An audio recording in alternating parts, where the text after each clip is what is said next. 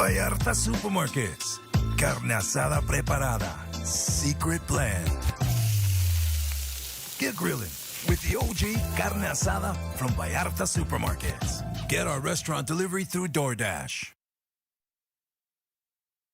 Ladies and gentlemen, Chris Cyborg. Mixed martial arts legend Chris Cyborg looks to cement her incredible legacy with her relentlessly aggressive style. In a war with top contender Leslie Smith, fighting to stake her claim for Bellator Gold. Bellator MMA Live tonight on Showtime, where warriors rule.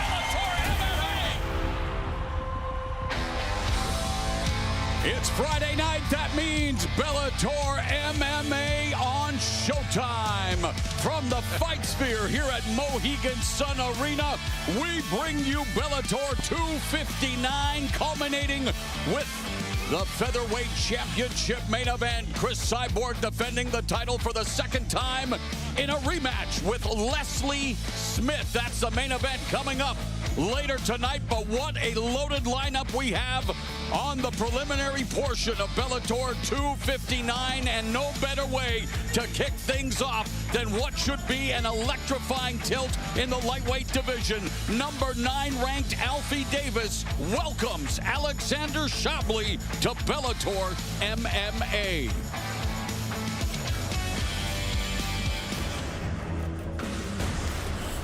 Our tail of the tape on this fight. Take a look at these records.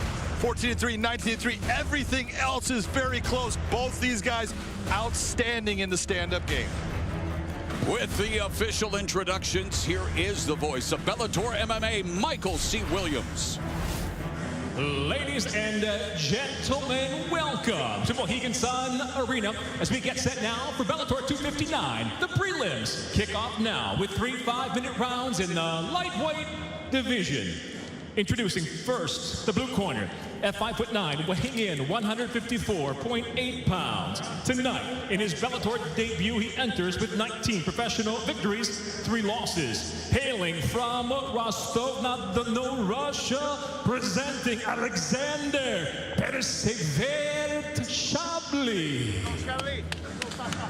And across the cage, his adversary, fighting out of the red corner at 5'11", weighing in 155.1 pounds. As a professional, 14 wins, 3 defeats. From London, England, introducing Alfie, the X-Men Davis. And the referee in charge, Todd Anderson.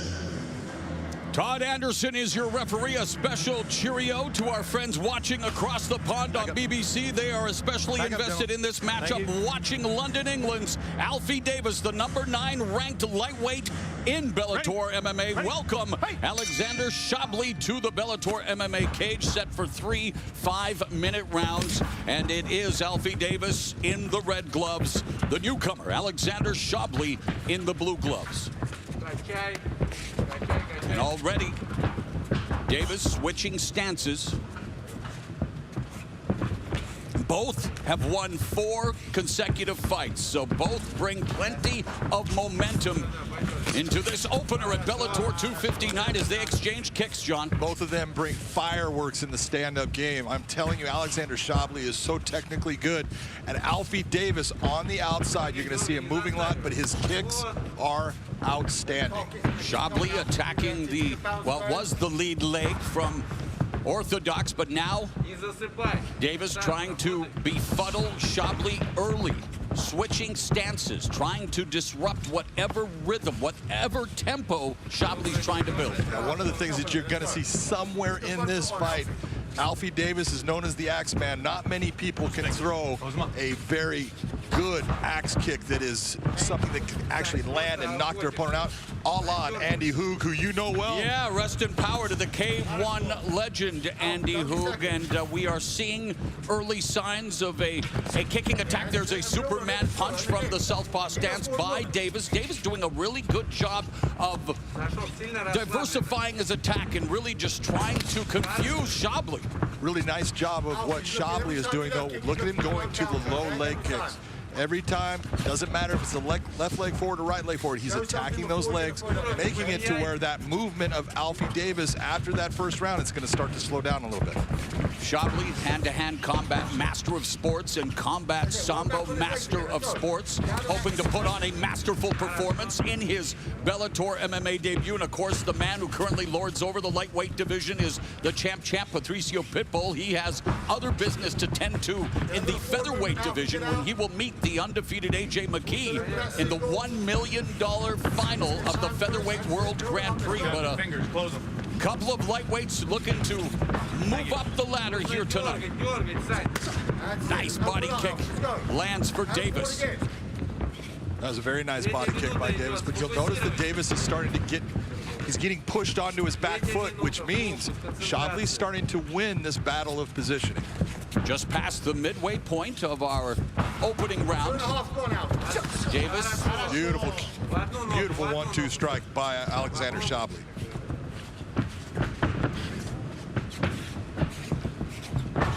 Davis moving to his left. Shabliy able to avoid the low leg kick just as Davis avoided the body kick from Shabliy. 3 minutes gone here in the opening round. Tactical start. Interesting footwork by Shabliy, Joe. Well, he's doing a good job of just taking his time, not overextending, and just taking little movements that start to cut the angle off on Davis. As Davis, you see, starting to move. He's moving towards his left side. And he's been able to do that. And he's trying to set up that left kick. Dance it off, Alfie. Keep moving, keep moving, keep moving. Davis's camp imploring him to keep moving with under 90 seconds left in the opening round. Davis from the southpaw stance, backing up, and Shabliy, I'm impressed with Shabliy's footwork, and again attacking the lower leg. Done a great job of attacking that lower leg at times. In the wrestling area, both guys are confident, but Shabliy definitely has the better wrestling attack. Shabliy known to be an intelligent fighter, rarely makes mistakes, one of the best prospects out of Russia, and a lot of great talent coming out of Russia these days. Under a minute remaining here in the opening round of this, the first fight on the Bellator 259 prelims. And again, we welcome you from wherever you may be watching on God's green earth. Head kick blocked by Shabliy. Shabliy very calm, cool, collected, already showing maturity, timing the spinning kick by Davis that turns into a takedown for Shabliy. That's exactly what you're talking about. When you make those big, movements like Davis just tried to do, a guy times it right, comes right into it. Now it becomes an easy takedown. He didn't have to work hard for it. Now he's got you on your back, and Shabliy has a very competent ground game. Good ground and pound and good submission. Already showcasing a high fight IQ from Alexander Shabliy as the first 5 minutes come to an end. Nice and easy.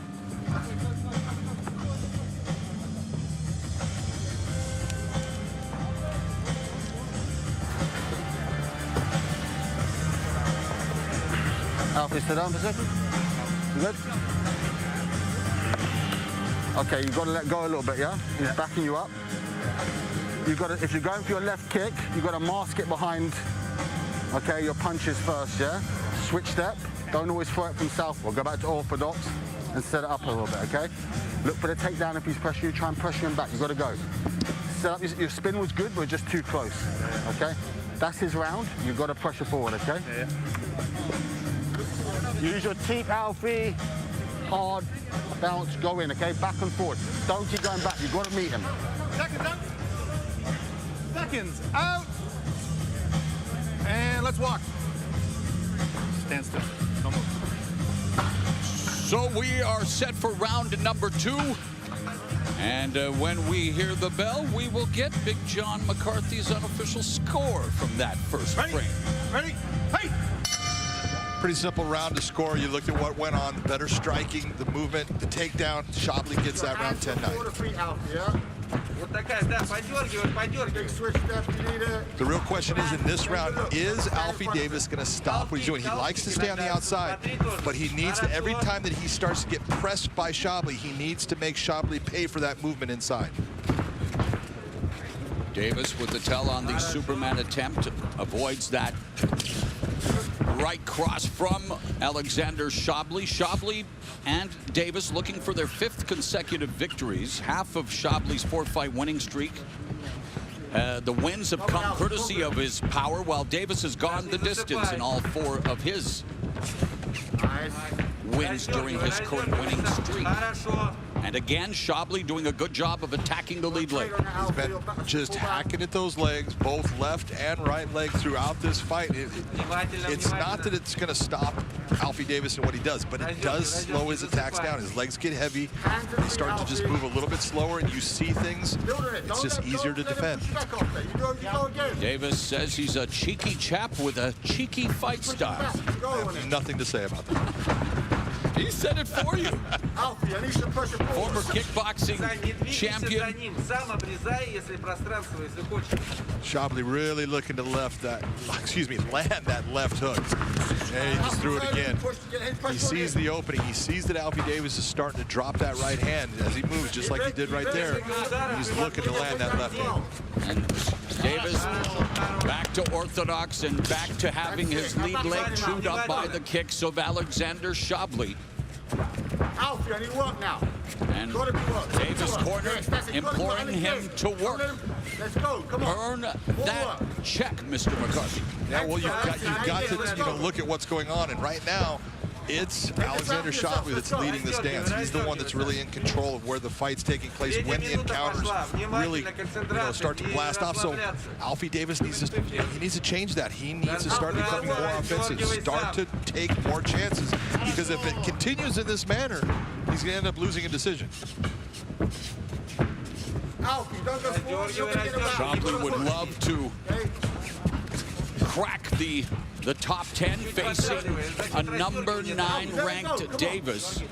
And Shabliy doing a good job, but just missing again with that counter right hand, but really loading up on it, John. He loaded up on it, and Alfie Davis did a nice job of sliding his head by, but it was close. And Shabliy continues to allow Davis to move to his left.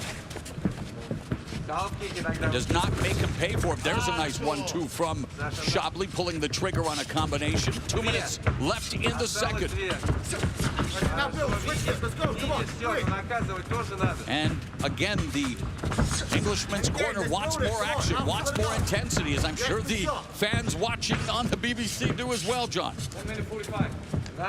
One thing you're seeing from Alfie Davis right now, and he comes from a Taekwondo background, so kicks are a big part of his game. But you need to hide those kicks.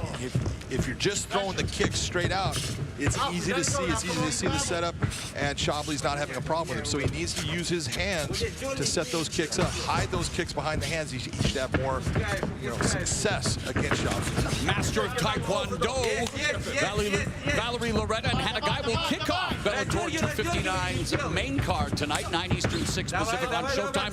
Blood now around the left eye of Davis as he's been bloodied. He's been cut by Alexander Shabliy's sharp striking. You see Shabliy really closing the distance on him. That shot that made that cut happen, that hurt him. You saw him backing off. He circled out. He really felt the effects of it. And Davis continues to look for the dramatic.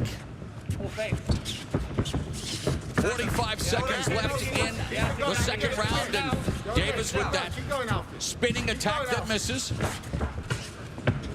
Alfie, we've got him with some hard shit now. Don't you wish you could sometimes say those words as a color commentator, John? Yeah, just a couple. That was a big right hand to Shabliy, and he's just systematically starting to just pull away from Alfie Davis with the shots that he's landing. He's the one that's in control. Oh, there's a beautiful spinning hook kick by. The heel kick lands for Shabliy. So, even in Davis's bread and butter, Shabliy proving to be more effective.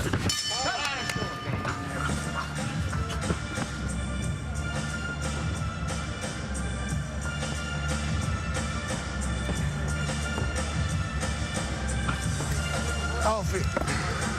Breathe. Alfie's balls to the wall this round, yeah? Here's the shot right here. I believe cut Alfie Davis, that little left hook right across, just sliced right across as Alfie Davis came in. There it was right there. Clean shot. You see Alfie Davis really circling out. Nice leg kick by Shabliy. He's just really established that he's the one controlling the range. He's the one making the determination when the engagements take. Here was that beautiful spinning heel kick. Right upside. Wasn't really blocked, but it just didn't have the length to land with the speed that he was trying for, but still landed. Beautiful shot. The instruction from Davis corner that stood out. They want him to go balls to the wall in the third and final round, and the doctor now making sure that he will be able to compete in the third and final round. He's good. Thank you, Doc. I'll keep an eye on him for you. Here we go, gentlemen. I see what Todd Anderson did there. I'll keep an eye out for you. All right, third and final round. We have Alfie Davis in the red gloves, Alexander Shabliy in the blue gloves, both in the midst of a 4-fight winning streak. Shabliy fighting for the first time under the Bellator MMA banner and continues to be very efficient in the attack and with that counter right hand. That was a very efficient right hand, landed beautifully.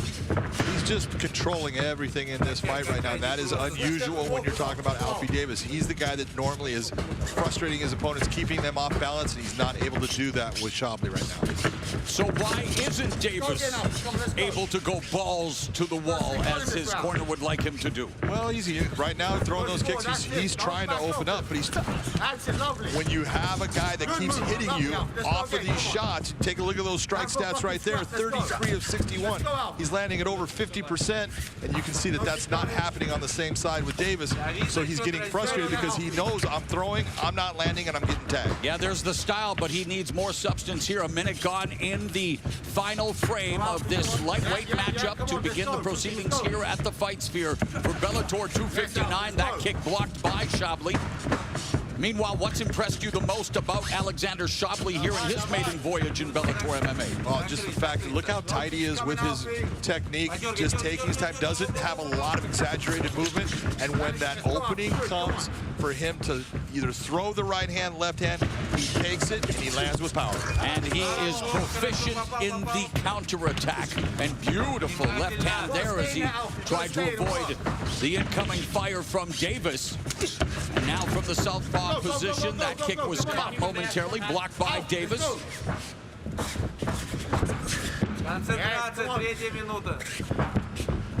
Reach the knee. Calf kick. 10 of Shabliy's 19 wins have come via form of knockout. For Davis, 5 of his 14 wins have come due to his power, misses with the spinning back fist. And John, that's been the case throughout the fight. He's going for these flashy finishing sequences. He needs to get back to the basics. You're exactly right. When you're using these big techniques and you're not the guy in control of the fight, those techniques usually are not going to be effective. And that's why you're seeing Shabliy's throwing some of those techniques and they're landing. Yes, and we just saw him land a combination there. Shabliy, again, very efficient, very accurate, very precise, and very much in control. You're talking about those basics. Shabliy is using those basics all the time. That's what's allowing those other techniques to work, and then goes in. Now the complete mixed martial arts fighter takes him to the ground. That's what you need to do in this sport. Times it perfectly for a second time in this fight. Which makes it that he used zero energy in getting that takedown. That's what makes it so impressive. Under 2 minutes now left in the third round, with Alexander Shabliy working from top position. Short elbow strike, another elbow smash by Shabliy. See Alfie Davis, he was utilizing a butterfly guard with the one leg inside. getting hit by the elbows, decides, no, I'm going to just hold on to the leg, but he needs to start thinking about it. He's got to get himself either back to his feet or start working towards a better position for a submission, because right now he doesn't have a whole lot, and Shabliy is slicing through. Yeah, Shabliy looking to improve his position. Half a butterfly hook employed by Davis, who has to do much more than control posture right now with less than 90 seconds left in the fight. Just like his corner said, he needs to step on the gas. He needs to go, because I have him down 2-0 right now, and this third round is definitely getting away from him also. And his top 10 ranking very much hanging in the balance here against Alexander Shabliy, whose 4-fight win streak will continue. We are a minute or less. Beautiful position. Beautiful position by Shabliy. You see how he was controlling that thigh? He used his foot and his knee with his shin on top of the thigh to make sure that Alfie could not get him into full guard. Just a beautiful job of maintaining control. You see Alfie Davis going back to that half butterfly guard, but that half butterfly guard is not going to get him out of this position. Yeah, there's no explosive energy. And there's no submission that he's going to get from that. And so you've got to figure out, I've got to go to something different. Well, and Shabliy's looking to improve his position. Meanwhile, Davis forced to just defend, forced to just try to control Shabliy as Shabliy continues to work from top position, delivering a series of body shots with his left, trying to posture up and continue the ground and pound. Active on with his hips is Davis, but it seems to be too little too late. Final seconds of our opening battle here at Bellator 259. 3, 2. Good job.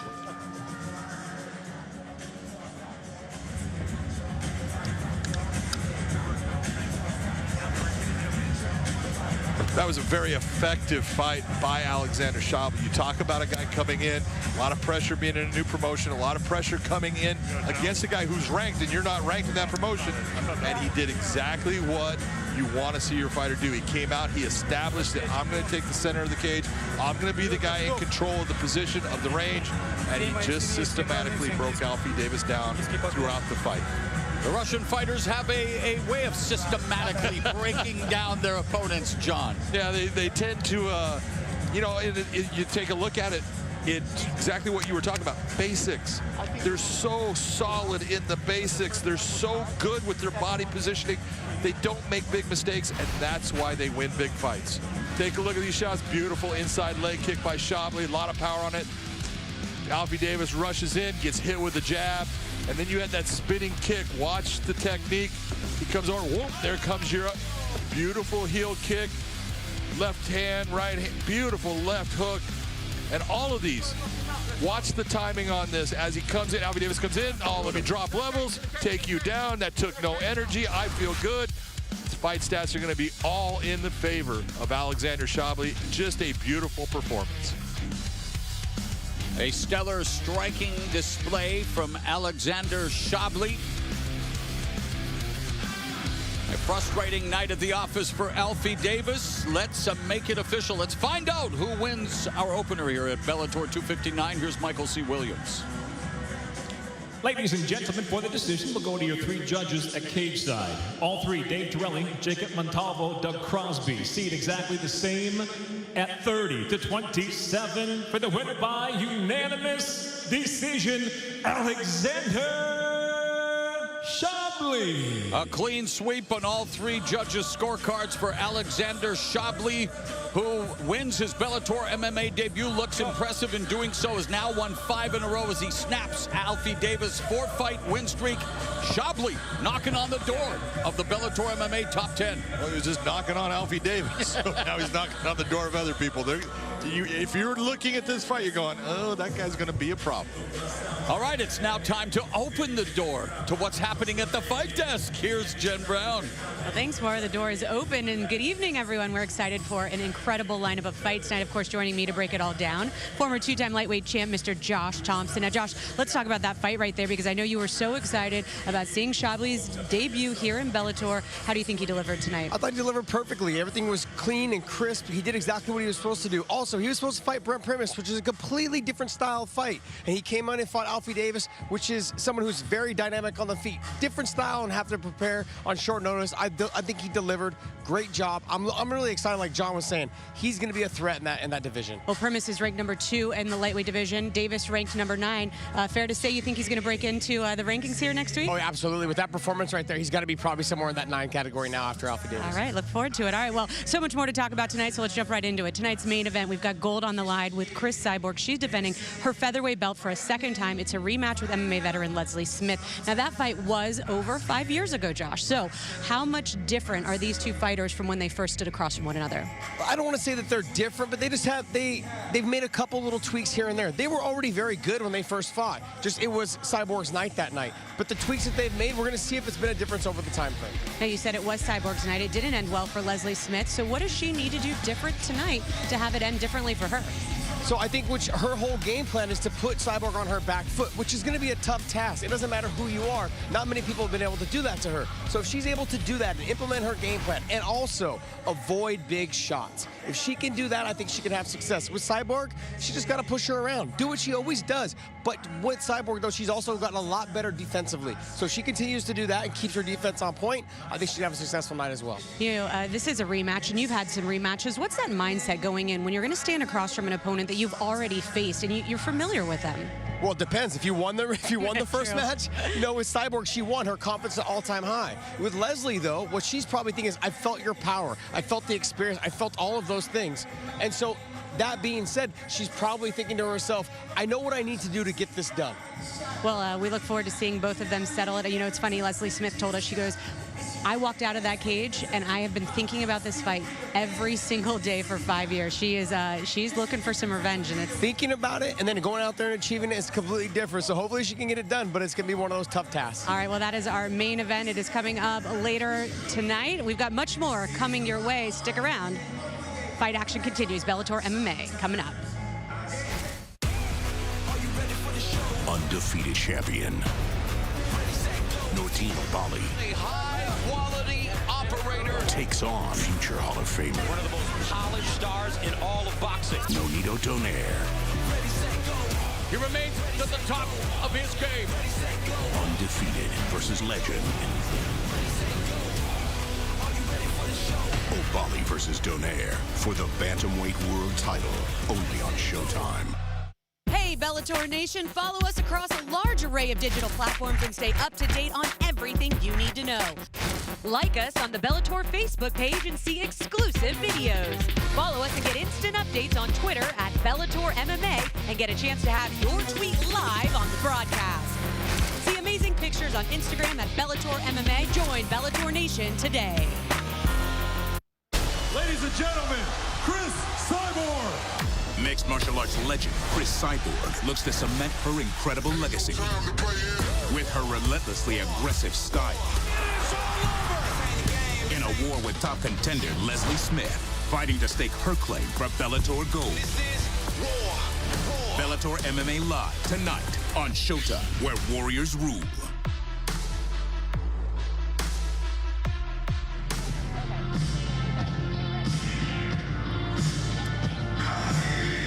Bellator 259 prelims roll on with an intriguing matchup in the Bellator Bantamweight division. A compelling contest featuring two newcomers to a division that is, well, suddenly cooking here at 135. Brett Johns jumped from the UFC to Bellator, riding a 2-fight win streak, while Danny Sabatello takes the fight on short notice, making his Bellator debut. And yeah, he's called the Italian gangster, already speaking like one, using an F-bomb to call out our champion, Sergio Pettis. Let's get through this fight first, shall we? I think that's a good idea. He needs to get through Brett Johns first, which is not an easy task.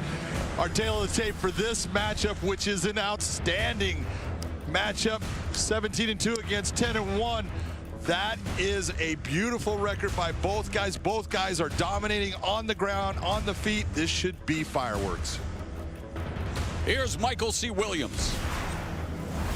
For those joining us tonight live from the UK on BBC iPlayer, we welcome you to Bellator 259 as the prelims move now to the Bantamweight division. set for 3 5-minute rounds. Introducing the blue corner. At 5'10", weighing in 135.6 pounds. His professional record, 10 wins, just 1 defeat. By way of Chicago, he fights out of Fort Lauderdale, Florida, the Italian gangster, Danny Sabatello. And across the cage, his adversary, fighting out of the red corner. At 5'7", weighing in 135.4 pounds. As a professional, 17 victories, just 2 losses. From Swansea, Wales, introducing Brett Johns. And the referee in charge once again, Todd Anderson.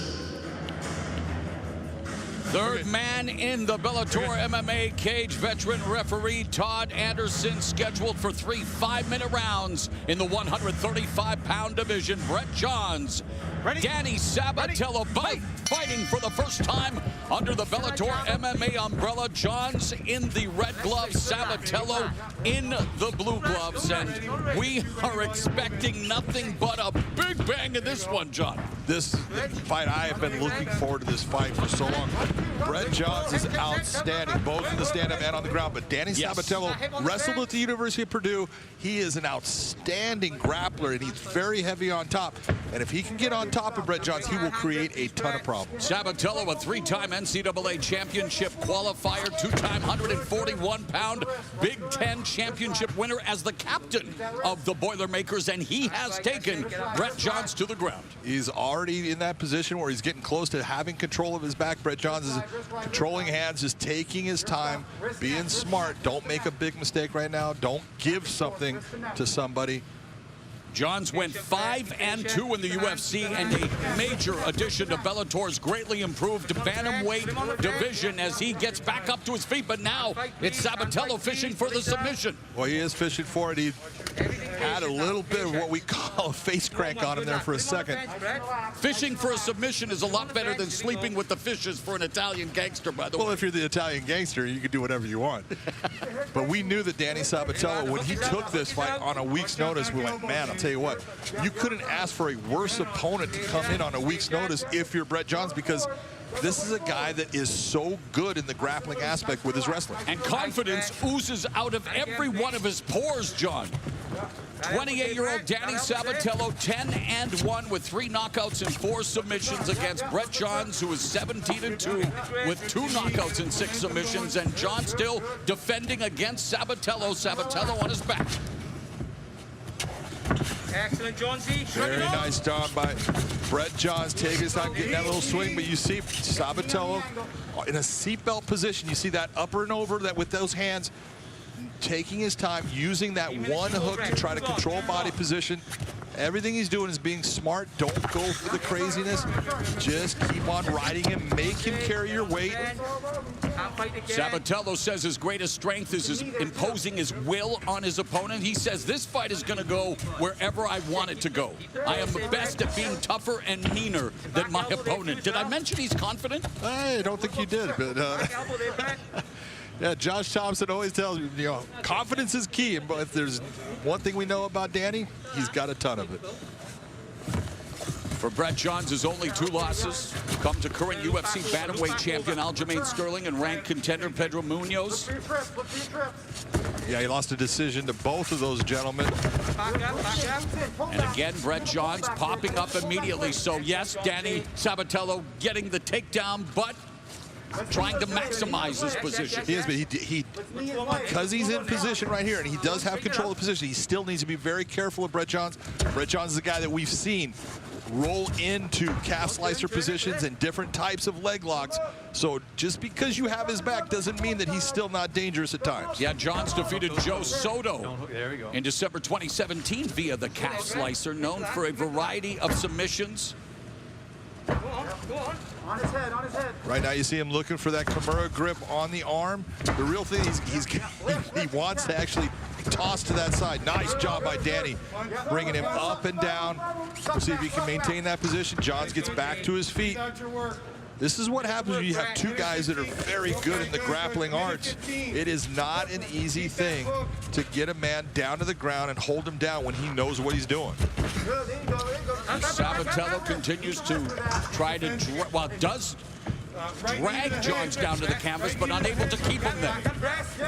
And now he's got his back. Well, he did. He got that hook in, but again, it's only one hook. He's almost in the same exact position with that seatbelt position.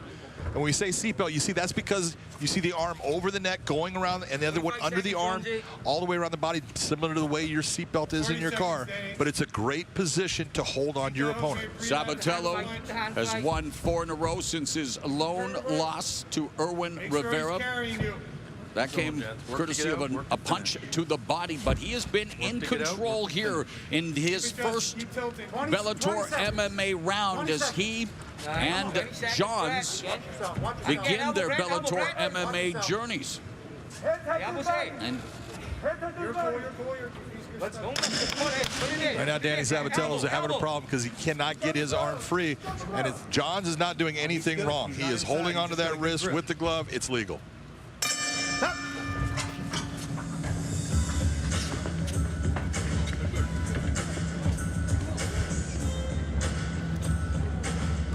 Take a look at that round, and a lot of people go, well, you know, who won that round? Because, you know, there wasn't a whole lot of striking. There was grappling, and the grappling was dominated as far as positioning by Danny Sabatello. He's going to get that round 10-9. Brett Johns needs to figure out, I need to figure out what I'm going to do here. all right, well, Saturday, May 29th, Showtime Championship Boxing presented by Premier Boxing Champions. We have got another barn burner of a card at the Punch Bowl in Carson, California. Former 4-division champion, future Hall of Famer Nonito Donaire challenges undefeated titleist Nordine Oubaali. You do not want to miss this. Saturday, May 29th, 10 Eastern, 7 Pacific, only on Showtime. If we end up in that same position, you got to work to finish, okay?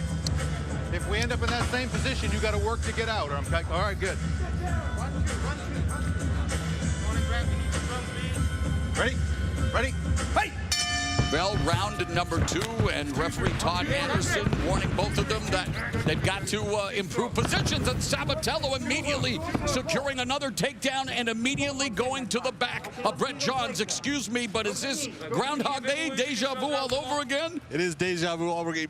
There was something that was telling in that moment because Danny Sabatello could have taken the back completely with both hooks and decided to go back to what he was doing before with that single hook. So there's the roll through by Johns, and John, you mentioned it in round 1, almost an opportunity there to go for the guillotine, but is now on his back. And Sabatello in top position, but in the closed guard. Yeah. Johns needed to figure out, I cannot take another round and do the same thing that was done before. That's not going to work for me. So let me go to the guard. Let me see if I can work a submission from that position. You can breathe that out there. Roll him, roll him, roll him. Sabatello training at the estimable American Top Team in Coconut Creek, Florida.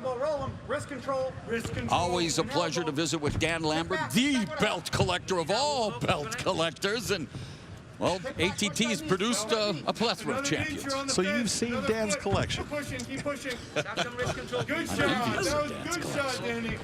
But they've collected a lot of world-class mixed martial artists at American Top Team. Danny Sabatello wanting to make his bones here in Bellator MMA and continues to work from top position. He is trying. He's doing a good job of staying in the top position, landing strikes at times.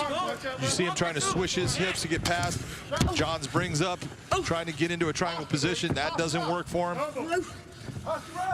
Johns really needs to get that separation, pushing the head of Danny Sabatello down towards his sternum. That's going to make it where Sabatello has a very tough time landing solid strikes. When you're seeing Danny Sabatello's head over the top of Brett Johns' head, that means that he can deliver powerful strikes, both elbows and punches. So just how confident is Danny Sabatello despite taking this huge fight, the biggest of his career, on short notice? He predicted a second round TKO. He has 2 minutes and 42 seconds to deliver. Easier said than done against a guy like Brett Johns out of Wales.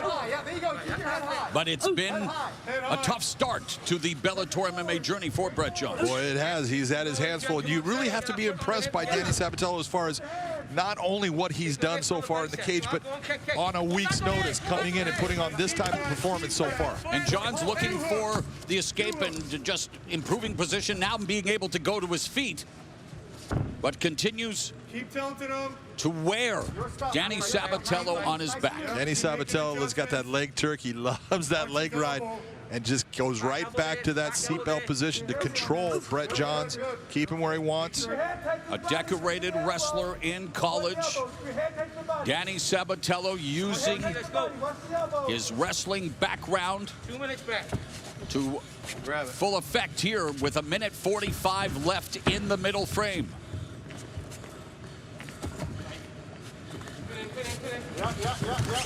Nice work by Brett Johns to use his leg to unlock that leg turk by Danny Sabatello. Sabatello delivers a couple of knee strikes, but still diligently trying to bring Johns to the canvas, and yet it's not necessarily a stalemate by any stretch of the imagination, but Johns trying to break the grip. Well, what John's trying to do is he's trying to utilize a Kimura grip to put pressure down on that arm. That way, if he can swing out and swing his body to the right, he's going to be able to put a lot of pressure on the shoulder of Danny Sabatello.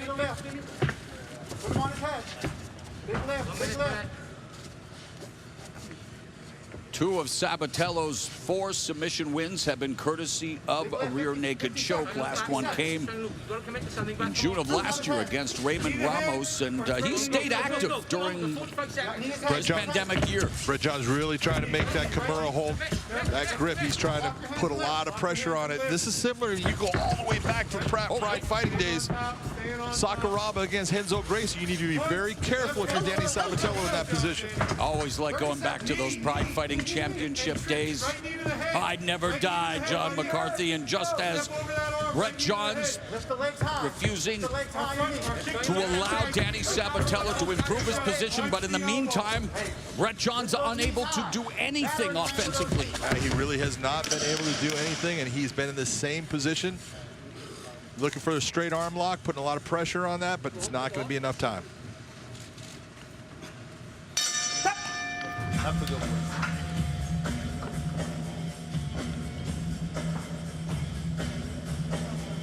So definitely pressure building in the Brett Johns corner with just one round left. Let's you can listen win like in. That. Mike's going to talk to you first. We know you're going to get their hand. Tiny, it's a split. You have worse in practice. Battering ram with those knees. What's that? Just with your leg high, batter, smash your knees. He's trying to time that for Uchimata. So, okay. Yeah, watch the desperate strikes now. Watch the flying knees, the spin kicks. Now's the time to be super clean with your takedown setup. You understand? Okay. Keep your posture and you win the fight. You could fight the same round. The posture and the movement's going to win. Don't dive into anything stupid. But don't go rushing. Throw that overhand, switch that southpaw leg down there. Throw the backhand and let's put him on his back fence. Come on. You're better than this. Come on. Of course, when you hear Uchimata, I'm reminded of another Pride FC veteran, Kazuhiro Nakamura, and of course, one and only Ronda Rousey. But obviously, we end up Mike back on Brown. That cage. I need you to work to get out, and I need you to work to advance. We're almost stalled. If it happens, I'm separating. Back to your corners. But John says, please. Got it? You got it? Ready? Fight! Third and final round, Brett Johns in the red gloves, Danny Sabatello in the blue gloves, both fighting for the first time here in Bellator MMA. Do you agree with Todd Anderson's instructions? Well, Todd Anderson is actually trying to bluff a little bit there. He knows that Sabatello's got the good position. Takedown is stuffed, and immediately Brett Johns going for the submission. He is going for that. Nice job of Danny Sabatello. Grabbing over the head, bringing his hips around. That takes the pressure off. Well, they have listened to the referee as an explosive start here to the third round. Let's go. And you heard Mike Brown, quality coach, one of the better coaches, really, a former champion in MMA, now at American Top Team, talk about the battering ram, those knee strikes of Danny Sabatello. You heard Danny Sabatello saying that he feels like he feels Brett Johns searching for that Uchimata, meaning that he's trying to bring he's holding onto that one arm. He's going to try to bring his legs, swing it up between Sabatello's legs to bring him over the top. This time he's looking for a triangle as Brett Johns from the bottom. Good escape by Sabatello, and Sabatello, well, back in what has become his office in this is Bellator MMA debut.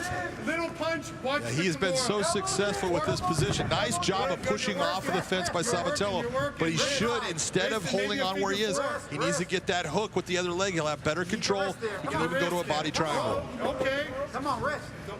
Wrist neck, wrist neck. Walk your fingers. Hand fight, please. Hand fight. Notice what Danny Sabatello is doing with his head and his chin, bringing it up tight, controlling off of the position. All of that is just outstanding grappling. Every time that I'm seeing Sabatello go to this one-leg lock, it looks to me like he's almost looking towards a twister. Yes, thank you. Yep. A definite clash of styles in this fight between the two newcomers, and thus far the wrestling of Danny Sabatello has been his key to success. And, you know, again, this is debut on short notice, the biggest stage. A kid who obviously has a lot of confidence, a lot of credibility when it comes to wrestling, and he's using it. It's what got him to the dance, John. Yeah, when you're looking at a guy, you know, okay, maybe not as many fights as a lot of other guys at 10-1, but that's a lot of experience. But then all that experience in the NC2As and all that time at Purdue in wrestling, he is used to competition. Competition is nothing new to him, and coming in, getting an opportunity to go against someone with the reputation of Brett Johns and now putting on this performance, that is what we call doing damage and being just an outstanding fighter that's taking advantage of an opportunity. Brett Johns has 2 minutes and 8 seconds to deliver some sort of Hail Mary here. And I know Danny Sabatello is making it impossible for him, but what can he do? What do you suggest Brett Johns do? Well, right now, with everything that I've seen, Sabatello he understands all these positions, and you know, you can throw up the triangle and stuff. It's not going to be easy, especially not now in the third round when he's sweaty and things, but you can always roll to those legs. When it comes to the wrestlers, the legs tend to be a problem. And I love the way Sabatello continues to control those legs. Yep. You can see Brett Johns looking towards himself. You know, this is what Danny's talking about. Talking about that Uchimata. He's looking for that swing of that leg up through the middle of the legs of Sabatello, and he's just making sure that that's not going to happen. Another waistlock takedown by Danny Sabatello. That leg Turk ride that he has been utilizing has been money for Sabatello throughout this fight. You see Brett Johns using his leg to get rid of it. A guy by the name of Abid Nurmagomedov used to do a really good job of controlling legs. Oh, he didn't. Coming up on the final minute of this fight, a battle between Bellator bantamweight newcomers, a division that we've seen a changing of the guard at the top with Sergio Pettis. Now the new king at 135, Danny Sabatello. Go for a ride. And Brett Johns here with 45 seconds left. Yep. Well, it wasn't the kind of ride I'd pay money for at an amusement park, that's for sure. 35 seconds left in the fight. You saw Brett Johns get his hands locked together. I thought he was going to elevate him up. He wasn't able to do it. Sabatello was able to put pressure down on him. And Danny Sabatello just so active in all facets of this fight, John. Even now on his back, still trying to make things happen. Hey, he's cutting the angle. Nice elbow by Brett Johns. Just not enough with very little time left. But this is what MMA is all about. One nasty strike, and that could be it. The biggest come-from-behind win ever. But Brett Johns, top position, but I don't know if he's going to end up on top in this fight. I don't think so. I'm fucking here. I have a And Danny Sabatello, a fellow Italian, no surprise, he's loquacious. Is that what you call that? Whoever, everybody.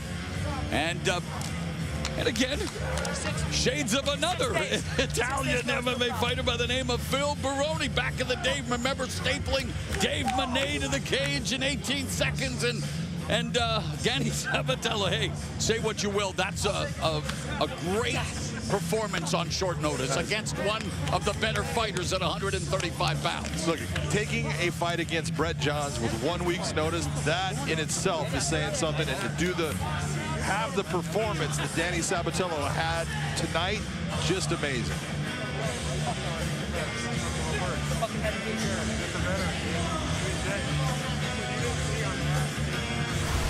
Take a look at some of this work. This was Sabatello. Beautiful takedown. Elevates Johns and brings him down. You see him shoot underneath. Again, picks him up, slams him down. Beautiful body positioning, putting a lot of weight on Johns. Johns trying to roll through on it. He slides over to the front. Just an outstanding job. Another takedown. This was just the difference in the fight. Danny Sabatello was able to get the takedowns, get the body positioning. You look at the fight stacks, just absolute domination by Danny Sabatello. Sabatello said he was here to steal Brett Johns' thunder. Well, he not only stole his thunder, he stole his lightning and his car keys. Let's go to Michael C. Williams. Ladies and gentlemen, having gone the distance, we'll go to your three judges, Michael Murtha, Ken Coffey, Marcel Varela.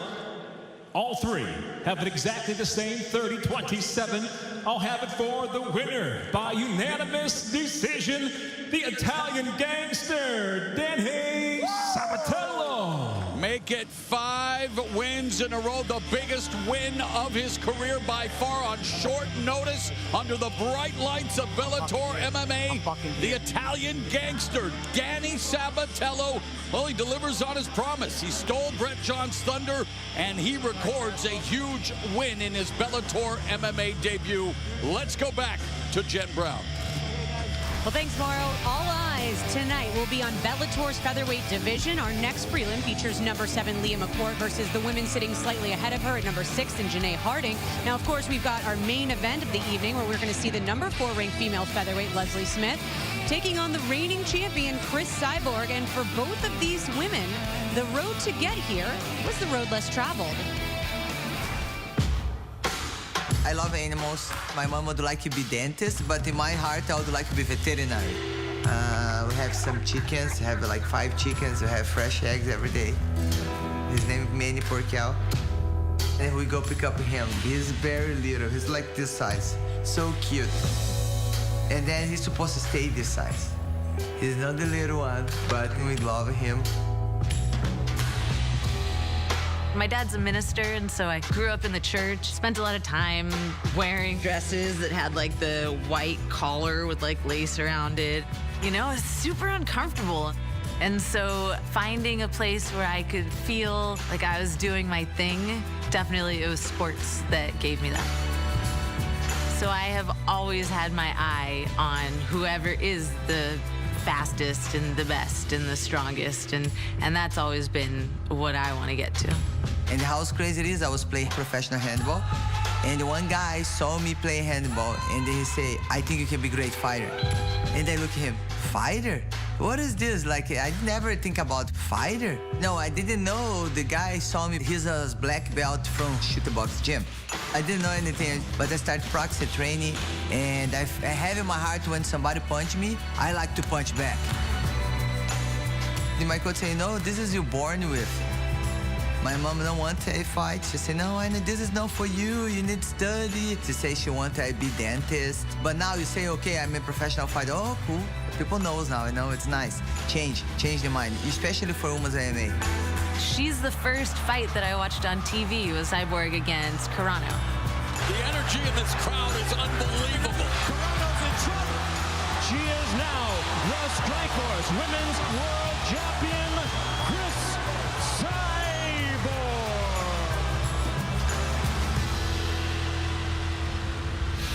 First one, the Strikeforce. Second one, I was getting Invicta. Third one is the UFC belt. Now is the Bellator. Everyone have a struggle. Everyone is now have a challenge in my life. Everyone is important, you know. It's fast fascinating how people can create this persona of being indestructible. No one's indestructible.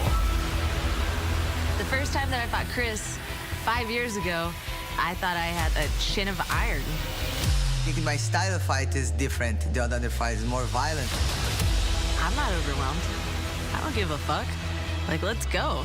I mean, that's what we're here for. Let's do it. 5 years pass. I'm a better fighter. You know, we've been training. I'm aware to fight. I'm turned cyborg. For sure, she's a better fighter too. I like to motivate people. Chess has definitely helped me to gain the patience to be able to take my time and to set things up so that I can strike at the right time. I like to punch. Before I just go. And now, you know, I go, but patient, see the right moment to finish. The thing that I'm gonna look forward to the most, coming back to my team and saying we did it. Not just to be the world champion, but to be the champion of people's hearts. This is the most important for me. Well, you love getting to know both those women a little bit better there. And Cris Cyborg, she's obviously known for what she's done inside the cage, but maybe not known as well, Josh, for what she's done outside the cage, her philanthropy work. She's done so much to give back. A little interesting note the folks at home may not know is that she's actually had Leslie Smith come and teach at one of her camps, her Pink Belt Fitness camp. So she knows her well. And that's, I guess, my question for you is it difficult or more difficult to face a fighter that you kind of know personally? You know, they've not just stood across from the cage. They've spent time together outside the cage. No, because they're professionals, and I trained with Gilbert Melendez for about 2 years before I fought him for the first time, and we separated right before that fight. But no, they're professionals, and this is exactly what it is. And also, the MMA community is very small. You know who you are. You know who you are. You know as well as all the other fighters that are around the community. You know who all the talk and the buzz is of the other fighters that are coming up. You know them, and you've met them, and there's cross paths, and the word is that this person is good. They know each other, and no, it's a business. All right. Well, it is champ versus challenger in our main event, but in our next fight, two women in the featherweight division looking to establish themselves as contenders and move into the top 5. Here's Bellator's own Gareth A. Davies to break it all down for us.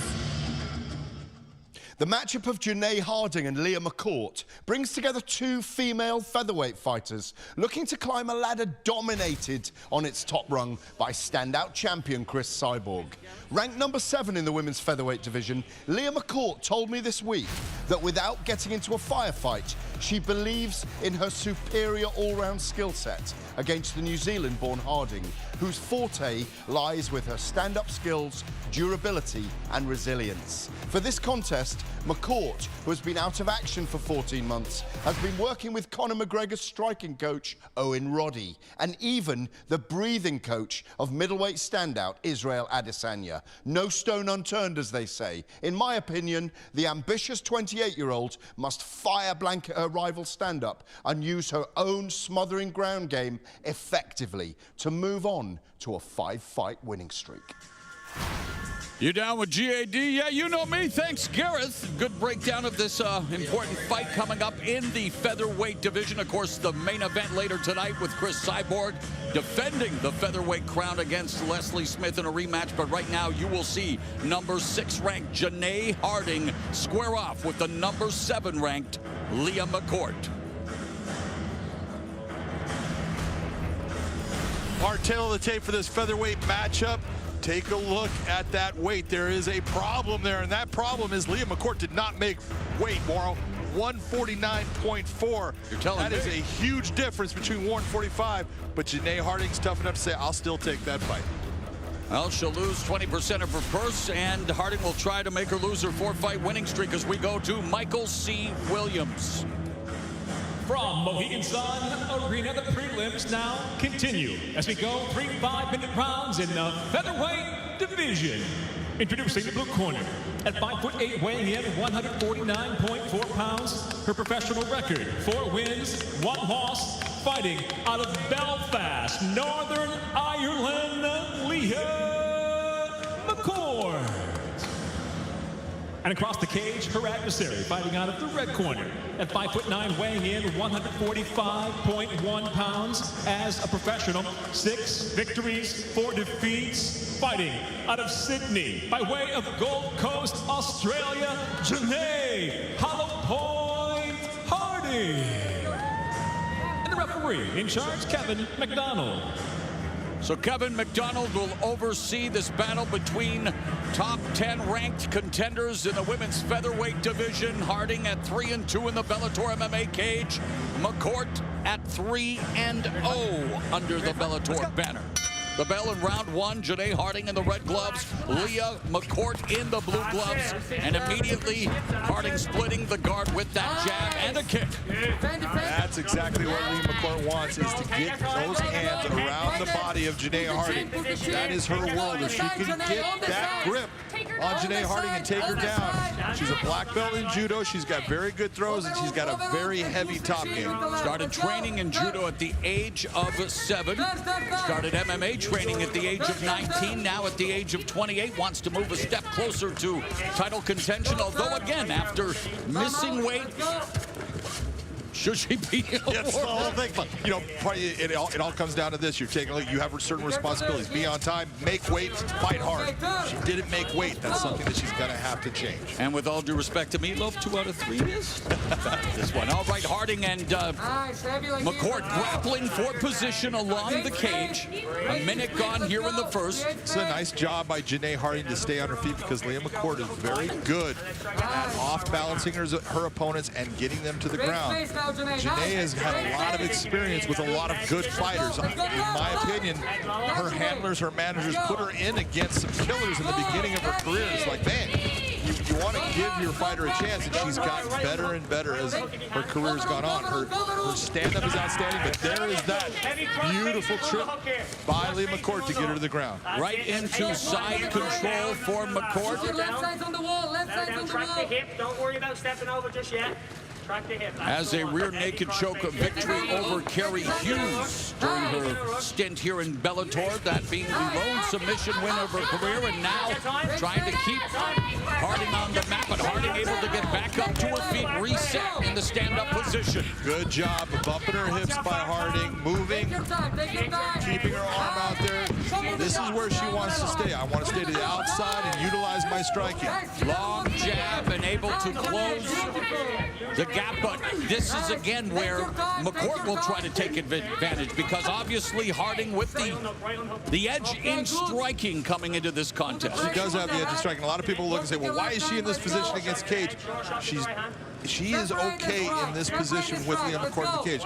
She's utilizing good head position, and you can do a lot of damaging strikes in that clinch position as long as your opponent is the one with their back on the cage. And as Gareth Davies mentioned, McCourt training with Conor McGregor's one of the striking coaches in Owen Roddy, trying to shore up her striking going into this fight. Owen Roddy is an outstanding coach, not only in striking, but also in the grappling range. He knows exactly what he's doing. So Leah McCourt has got someone that knows exactly what to tell her. It's just a matter of, can she carry those instructions out. MMA, a global sport, and boy, many countries on display here during the Bellator 259 prelims. Harding fighting out of Sydney by way of the Gold Coast as McCourt secures the takedown. It was a nice hard goes by McCourt to get the takedown, but you see Harding working herself back to the feet. McCourt fighting out of Belfast, Northern Ireland. Head position here, lift the chin, Leah, lift that chin. There's really going to be a question if you're thinking about it as far as the conditioning of Leah McCourt. I'm sure she's in shape, but how much did she try to lose that weight? Did she cut it off early, or did she just say she gave it everything she could? Well, is she going to have the endurance to keep up with this pace? Because this pace has been and especially in positions like this where she is wearing the weight of Janae Harding pinned up against the fence. Again, utilizing her judo base, trying to improve her position. Coming up on the final 60 seconds of what has been an action-packed first round here between Janae Harding and Leah McCourt. Knee from Harding. Strong base. A lot of good work by both inside. You see the punching of Harding. You see knees from McCourt. Both of them trying to just, here goes McCourt going for that hard coach again. 30 seconds left in the first round, and again McCourt securing the takedown into side control. Less than 20 seconds now remaining in the round, and McCourt McCourt with an opportunity here to make hay with this dominant position. But Harding scrambling.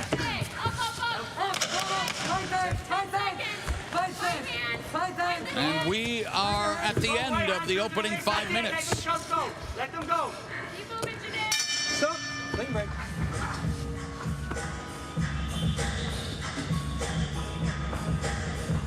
Come here. Come here. Listen to me. Okay? She doesn't. Okay. Who does? Who does? Listen to me. So when she have the over-under and she tried to throw from the defense, squeeze the hips in. Squeeze. Boom, boom, boom. She has just this.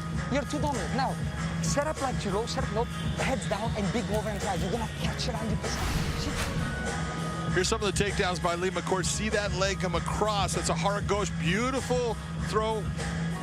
Common throw in judo, and she's got that black belt in judo. She's got that background, so that's what she's utilizing here. See her again with the overhook. You see her taking that look, trying to swing that leg out in front of Janae Harding. You see Janae Harding using head position to make it difficult.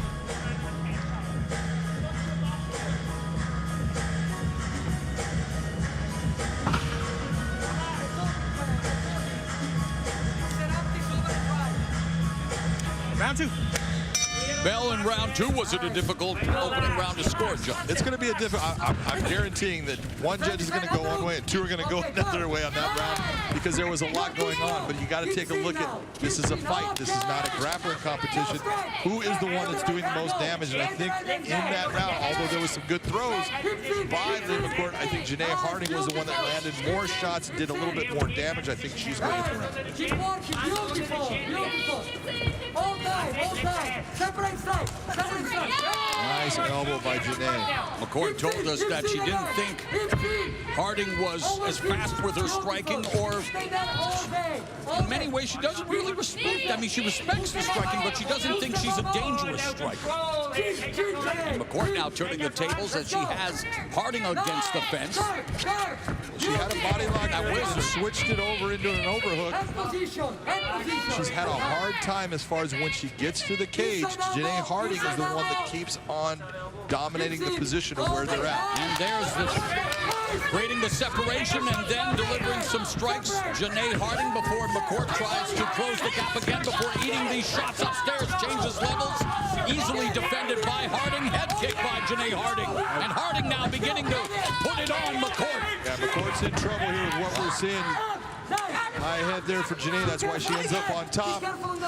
Janae just needs to get heavy hips here, crush down on that leg. You see that leg that Lee McCourt is using inside. Just press down, heavy hips, and you can land on a big, heavy strikes right now. Ground and pound from Janae Harding, looking to maintain the position, dropping a couple of right hands. Now looking to go full mount, no half guard employed by McCourt.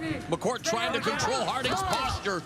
Harding drops another left. McCourt active on the bottom, but eating these shots. Yeah, McCourt is not reacting the way you want to see. Right now, she's starting to cover in this position. You can't cover. Start to move your body. Make it to where she cannot hit you based upon your body position. McCourt was stopped in her professional debut due to strikes, has won 4 in a row since. Oh, beautiful up kick by Lee McCourt. That landed. And of course, now the up kick leading into a potential triangle choke here by McCourt. Of course, we remember our current middleweight champion, Gegard Mousasi, with his up kick on Jacare in Japan, but McCourt here with midway through the second has Harding in trouble. Yeah, right now she just locked up that triangle. It's not quite tight right now as far as there is space, but we'll see if Janae Harding has enough to be able to stay with it. In trouble, there's the tap, and just like that, Leah McCourt comes back to submit Janae Harding. Leah McCourt pulls out the dramatic submission win, moving to a perfect 4-0 in Bellator MMA. That was a beautiful job by Leah McCourt, who was having some hard times, but it was all about that up kick. That up kick changed everything. This is what happens when you get hit by a shot and your brain gets rattled. You make some mistakes, and that's what happened to Harding. Let's take a look at some of the action here. Nice knee inside. And this is where Harding started to open up, and Leah McCourt was having some trouble. She goes for that takedown, but that's not a good level change. That's why Harding was able to just shuck it off. Comes back with a high kick, and you see Leah McCourt starting to struggle in the stand-up. But watch this. Boom! That shot right there, that hurt Janae Harding, and you see right away, watch that foot coming up. You can see how hard it hit Janae Harding. That was a big shot, and right away goes to the triangle. And right there, it's not locked up tight, but eventually she pulls it in tight. Watch this, boom! Right on the jawline. That was a big game changer right there for Leah McCourt. That started the downfall. And when you see her now pull her over, now it's getting tight. She's going towards the head. Gets the tap. Beautiful submission. Come from behind win for Leah McCourt. Stunning sequence leading to McCourt's first submission win via triangle choke. She also has a rear naked choke victory, but none sweeter than the win she has just achieved here in Bellator MMA. Make it 5 straight wins for Leah McCourt.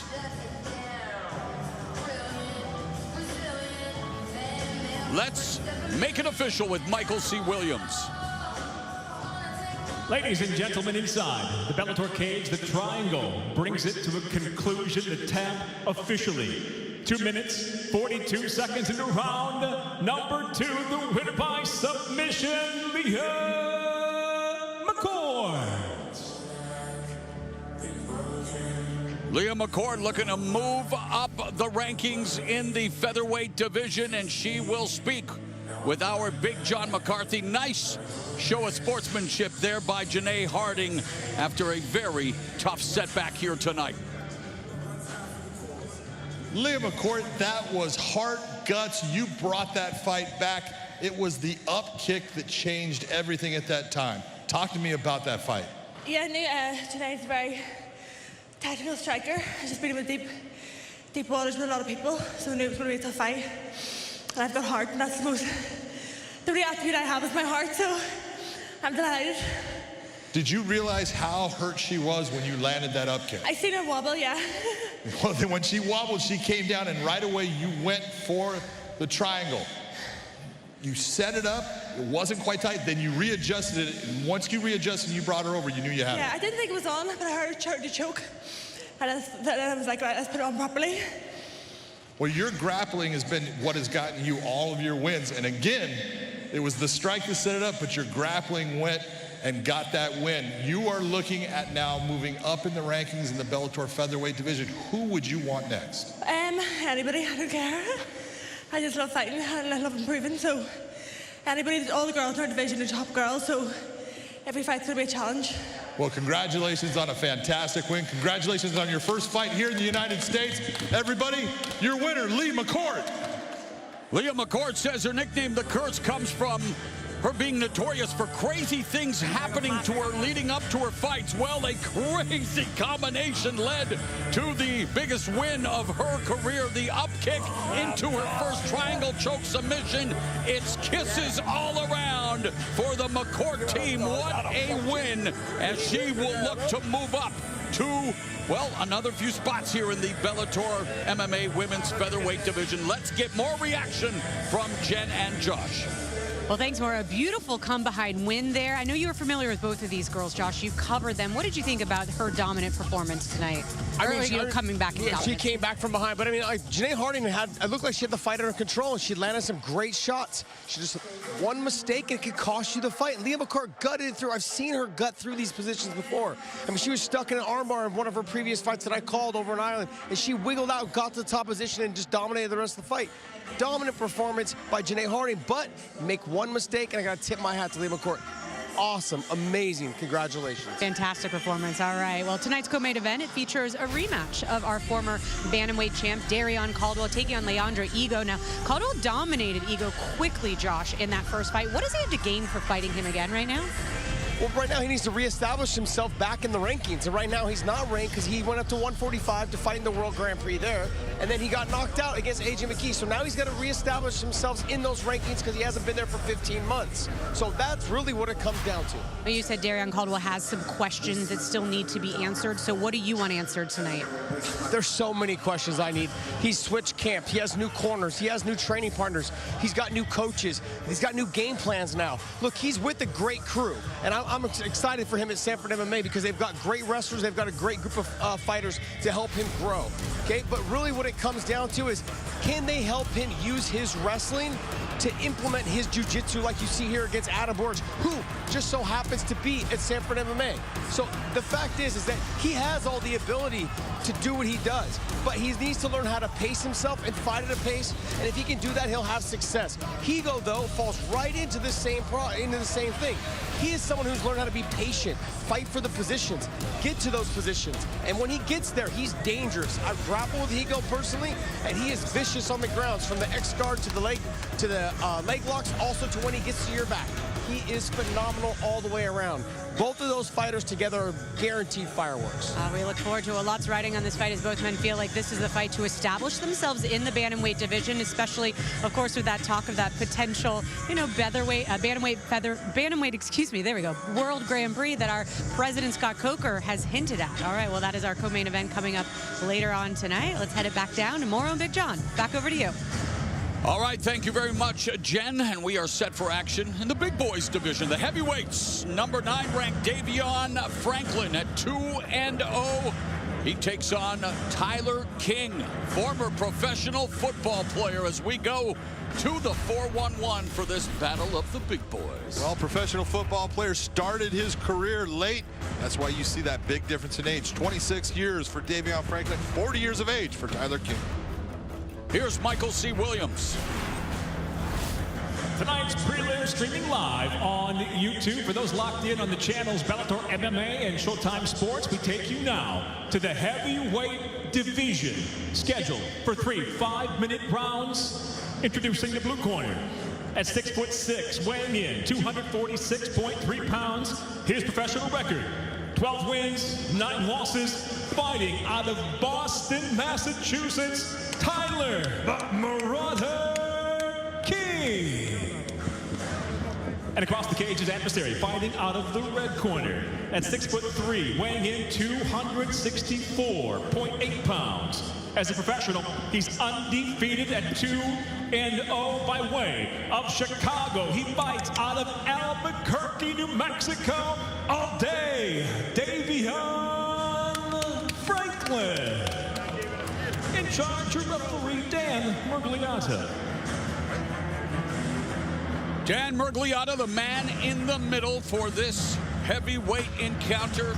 During the preliminary portion of Bellator 259, Davion Franklin. All right, you ready, sir? At 2-0, both fights coming here in the Bellator cage, while Tyler King, he returns to Bellator after submitting Josh Diekman via rear naked choke back in November of 2016. Already off balance due to the attack of Davion Franklin in the red gloves.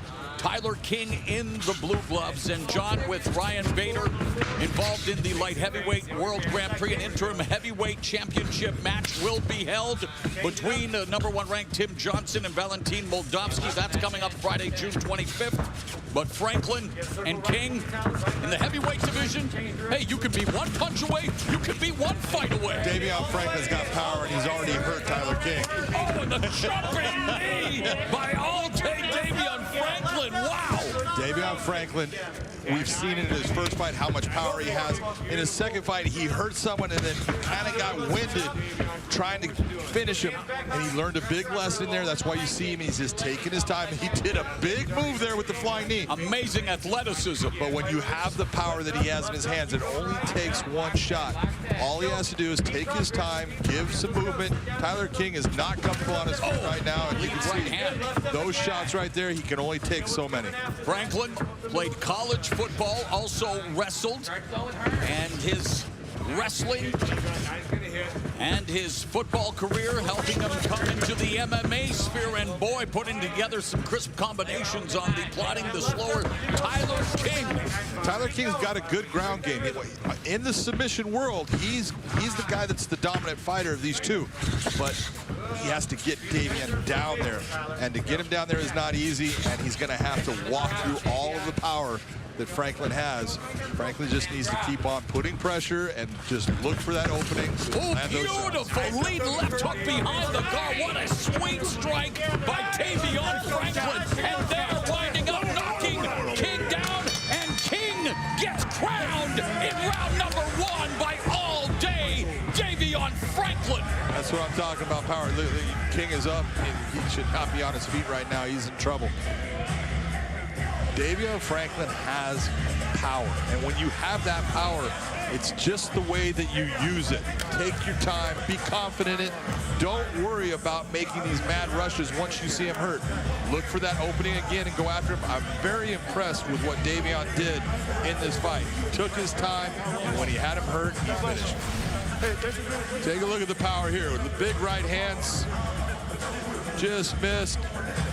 Left hand, right hand off the top of the head. That's what puts him down. Just snaps his head back. Watch this right hand land. Big right there off the top of the head. That puts Tyler King down. Good stop by Dan Miragliotta. That fight is over. Robin Black going to sue you for copyright infringement on the pink. Robin Black doing a great job breaking down Bellator MMA action on the World Wide Web. And boy, Davion Franklin doing a great job breaking down Tyler King as Franklin improves to 3-0 with his second knockout victory. And if he could do this all day, then, well, he's well on his way to a very successful career here in Bellator MMA. Absolutely.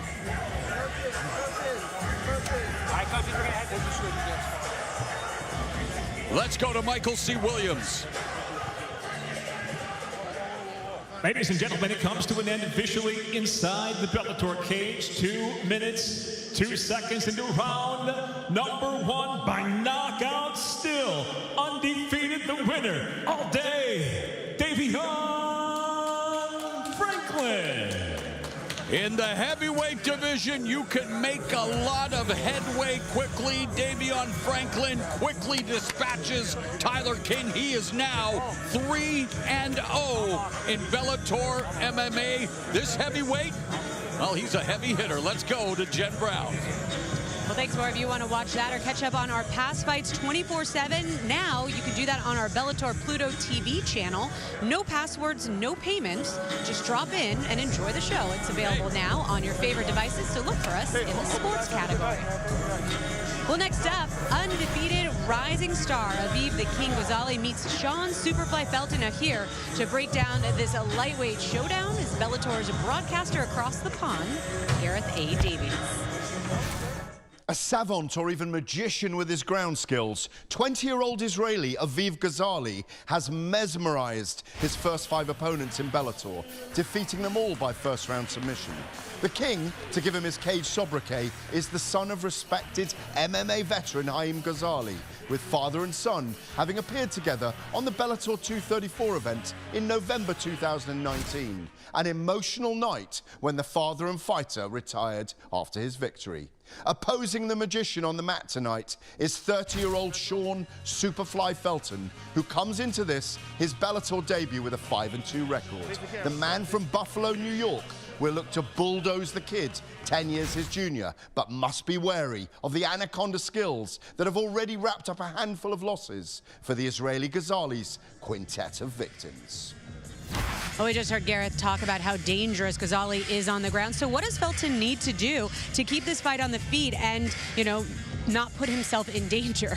He just needs to circle and stay away. And honestly, every time Aviv comes in, he needs to touch him with something. Make him respect that space. If he can do that, he can have a successful night. Now, I'm not saying that's going to be the most exciting of game plans. But look, those things, when people start getting desperate to get the takedowns, they start opening up more, and it's easier to land the harder and cleaner shots. Well, you look at Gozali, he's kind of that new breed of jiu-jitsu fighter, right? He doesn't just do one thing. He can attack the entire body, and that makes him really dangerous, huh, Josh? Yeah, I mean, he's got submissions by rear naked chokes. He's got heel hooks. He's got anaconda anacondas. He does everything, and he does it very well. And he is that new breed of jiu-jitsu type fighter, and that's really what it comes down to. You see him here attacking with the armbar. He goes through the armbar, then he gets to the back, and he finishes with the rear naked choke. Beautiful job. And one of my favorites, one of my all-time favorites, was put him into the lead here. He's the fastest submission in Bellator history at 11 seconds. He rolled with the Imanari roll, jumped right into the heel hook, was able to get the finish in 11 seconds. Just dynamic all the way around. And then you'll see here, he goes right to the anaconda choke. He has so many weapons that he possesses, and he knows how to attack from all different angles, all different positions. Here's that inverted triangle. He's also working the arm there as well. He hits that, boom, then makes the transition right to the Kimura. Nice job by him. He is so good in every position, and your opponents have got to be worried about everything that he brings to the table. All of those 5 submissions coming in the first round. When we asked him how he saw this fight ending, what do you think he said? Submission. In the first round, that's right. All right, well, can he secure his 6th straight first-round finish? It's time to find out. Moro? All right, thank you very much. Action in the Bellator MMA lightweight division. The 5-0 submission magician, Aviv Gozali, going up against Sean Felton, making his Bellator MMA debut. Our tail of the tape for this lightweight matchup is real simple. Look at that 5-0. Aviv Gozali is looking to make that 6. Sean Felton's going to do everything he can to make sure that doesn't happen. Here's Michael C. Williams. Tonight, here at Bellator 259 Prelims, we'll move to the lightweight division. Scheduled for 3 5-minute rounds. Introducing the blue corner. At 6'1", weighing in 154.3 pounds. His professional record, 5 wins, 2 losses, 1 draw. Fighting out of Buffalo, New York, Sean Superfly Felton. And across the cage, his adversary, fighting out of the red corner. At 5'10", weighing in 155.7 pounds. As a professional, he stands undefeated at 5-0. He fights out of Bat Yam, Israel. Introducing Aviv, the King Gozali. And your referee in charge, Kevin McDonald. Kevin McDonald assigned the task of officiating this lightweight matchup. Aviv Gozali looking to move to 6-0, looking for a 6th straight submission. Sean Felton, well, he is looking to make a splash in his Bellator MMA debut. The southpaw Gozali moving to orthodox red gloves, Felton in the blue gloves, and you know Gozali wants to spend more time on the canvas than a Rembrandt, and so far many masterpieces to his ground game. And immediately gets Felton to the ground, into full mount, John. Aviv Gozali is now in his world. This is exactly where he is dominant when you look at this matchup. On the feet, Felton has the ability to stay with Gozali, but on the ground, this is like working against someone that you haven't felt what he can do. Nice job by Sean Felton. By Felton. Half kick by Gozali. Aviv Gozali was raised on the mats. He has been there his entire life, so his ground game is absolutely fantastic. He's similar to what the Gracies always said. I was born on the mats. Guess what? So was Aviv Gozali. And he's a new generation of ground game, changing levels, looking for the takedown against the fence, though, running out of real estate. And in fact, Felton now falls into top position on Gozali, and well, Gozali very comfortable from his back. That was Gozali actually jumping hard, looking for that heel hook right now. He's got a lot of pressure on that leg. And there it is. 6 professional fights, 6 submission wins, another lightning quick victory for Aviv Gozali, and some concern for Sean Felton. As well, Gozali, he wants to take your limbs home with him. Well, he just took that limb home with him. You recall that weigh-in, and you saw Sean Felton doing the fake head slice and pulling his head off. Aviv Gozali just made him pay for that little... Yeah, he went to take his leg off. He went to take the leg off, exactly. Here Gozali actually pulls guard. That is not Felton taking him down. Gozali is deciding, I'm going to get this to the ground and I'm going to lock up this leg. He knows exactly what he's going to. Look at the leg entwining over that left leg. Now he's got the leg in the position. Now he starts to put pressure on that heel hook. There's a lot of torque on that ligament in the outside of the knee. It's getting just twisted around. A lot of pressure once he extends right here. That's huge pressure on that. Hopefully there's not a lot of damage to Sean Felton's leg. Gozali submitted Edward Muravitsky via heel hook at Bellator 225 in August of 2019. Now gets his second heel hook victory, his 6th consecutive win to begin his career. He is the flag bearer for Israeli mixed martial arts, a second-generation mixed martial artist. He and his father, Haim, became the first father-son to compete on a Bellator MMA card, and you know his dad, he's a one-proud papa. He's a proud papa because, you know, he has decided early on, my boy is going to be a fighter. Well, he is. All right, let's make it official. Here's Michael C. Williams. Ladies and gentlemen, inside the Bellator cage, the tap comes by way of the heel hook. Just 1 minute, 17 seconds into round number 1. The winner by submission, the undefeated king, Gozali. Well, he's the king in terms of submissions. And indeed the king when it comes to the fastest submission in Bellator MMA. Hey, he's sliding a bit. That one went, what, 1:17? Incredible stuff. It really is, John. All right. We've heard enough of John McCarthy and yours truly. Let's get more reaction from the fight desk. Well, thanks more, Josh. You got to love that, delivering on what he said. He said, I'm going to get another first-round submission. He did just that with the heel hook. It was beautiful. What did you expect? I told you that. I told you that's exactly what was going to happen. No, he is just phenomenal, and he attacks all limbs, all joints that he possibly can. He's phenomenal. And if I walk you through this, like what he did here is when he sat back and pulled him into guard, pulled Felton into guard, he threw that right leg over, started attacking the heel hook. Now, the problem is, though, Felton, once you roll through, you really can't keep rolling because the cage is in the way.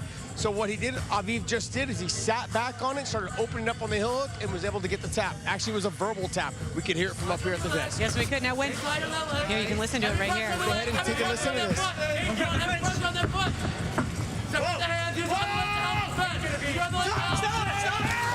And anytime, like John will talk about this all the time, John McCarthy will talk about verbal taps. As soon as you yell out something in pain or you say tap, tap, it's over, done. You don't have to just tap. So he moves to 6-0 here in Bellator, all wins by submission. When you look at the lightweight rankings, you know, where do you feel like he fits in that really deep lightweight, you know, top 10? Yeah, he's got to break himself in there, but I think honestly a really good matchup for him would be someone like an Adam Piccolotti, who is also a very good grappler. He's also a very good wrestler, and I think stylistically it'd make for a really fun fight. I really like that those two ferrets getting after it when it comes to submissions, and I think that matchup would be awesome to see. All right, well, that's a great insight there. We look forward to seeing him back inside the cage. All right, tonight, our 5-fight main card starts at 9 Eastern, 6 Pacific, live on Showtime, and the night kicks off with tune-in material as Master Valerie Loretta. She returns to the cage with all intentions of keeping her pristine record intact, but her opponent, Hannah the Hurricane Guy, has other plans tonight. Now, of course, the night will culminate with the featherweight championship bout and rematch of Chris Cyborg and Leslie Smith, but sitting in the 3rd position, a stylist matchup between the undefeated Austin Vanderford and Fabian the Assassin Edwards. Now, it is often said that styles makes fights. Well, here's our UK correspondent, Gareth A. Davies, to make sense of this one for us. This matchup between the number 3 and number 4 ranked fighters in the middleweight division pitches American Austin Vanderford and Britain Fabian Edwards into a traditional tussle between wrestler and striker, at least on the surface. Edwards told me this week this is a fight in which he will show his ability on the ground as much as on the feet. Edwards, highly touted of course, and with just 1 defeat in 10 career fights, says he must go through the gears this time earlier in the fight. Spot on from the Brit, who has promised us to show all his fighting tools against the determined Vanderford. This is a pick'em for sure. Will Edwards display a different pace this time, finish with his heavy strikes, or even show his ground game? Or will Vanderford increase his prowess in the division and nullify the invasions of the Assassin? You gotta love Garrett. They're doing a great job of getting us hyped for that one. And I know, Josh, you are looking forward to the style matchup of these two. So why should fans at home be excited about this fight? Well, it's a contrast of styles. I mean, you got Fabian Edwards and you've got Austin Vanderford. Austin Vanderford was a really good wrestler, vicious ground and pound. Fabian Edwards, really light on his feet, great lateral movement, very vicious kicks and striking. And so it really comes down to who can implement their game plan is going to have success tonight. And that's one thing that's really impressed me by Austin Vanderford. He's actually come on in terms of his wrestling and his ground and pound, but he's also opened up a lot more with his submissions, as you see here. He is so physically strong and so heavy on top. He controls so many positions, but Fabian Edwards with his athleticism and beautiful up kicks, as you see here when he fought Falco Neto. It was so vicious, he had gotten taken down. Nice 3 up kicks in a row, stepped up and finished with a nice left hook right hand.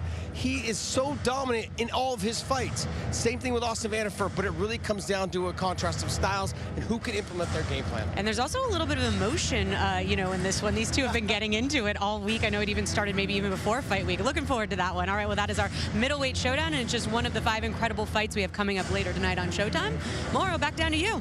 All right, to paraphrase Lauren Hill, ready or not, here they come. We've got Sumiko Inaba squaring off with Christina Katsikas. It is a battle of Bellator MMA flyweights. Here's a highlight of Sumiko in her first fight in Bellator. Great positioning. Goes with the ground and pound. Look at going to the elbows. That's beautiful, hard fighting. That makes the referee say, oh, I'm going to stop that fight. Great finish by Sumiko. Our tail of the tape for this flyweight matchup.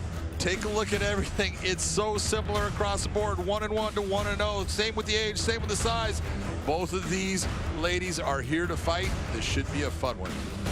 Here's Michael C. Williams. It's late night in the UK, and we thank those that are still tuned in to BBC iPlayer for the Bellator 259 prelims as we go now to the flyweight division set for 3 5-minute rounds. Introducing the blue corner at 5'4", weighing in 125.8 pounds. Her professional record 1-1. She fights out of Hanover, Massachusetts, presenting Christina, the meat grinder, Katsikas. And across the cage, her adversary fights out of the red corner at 5'4", weighing in 125.5 pounds. Just off a TKO finish in her debut. She now stands 1-0 as a professional. She fights out of Maui, Hawaii. Introducing Sumiko, Lady Samurai Inaba. In charge of referee Todd Anderson.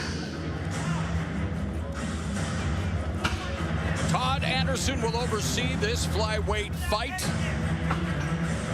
Sumiko Inaba won her professional debut in Bellator MMA, while Christina Katsikas would love to win her Bellator MMA debut. She is 1-1. It is Inaba in the red gloves, Katsikas in the blue gloves, and immediately Katsikas looks for the takedown, but it's Inaba in control off her back. Inaba looking for a high guard there. Get her on the cage. Get on the hips, Sumiko. Get on the hips. Get on the hips here. Sumiko right away getting that foot to the hip. That's going to help her get back to her feet. Nice job by Sumiko Inaba. Inaba, known as Lady Samurai due to her Japanese heritage, fighting out of Maui, Hawaii. Katsikas fighting out of Hanover, Massachusetts. Yes, there we go. Yes. Now up there. And Inaba back to her feet, turns the tables on Katsikas. A couple of overhooks. Break off if you want.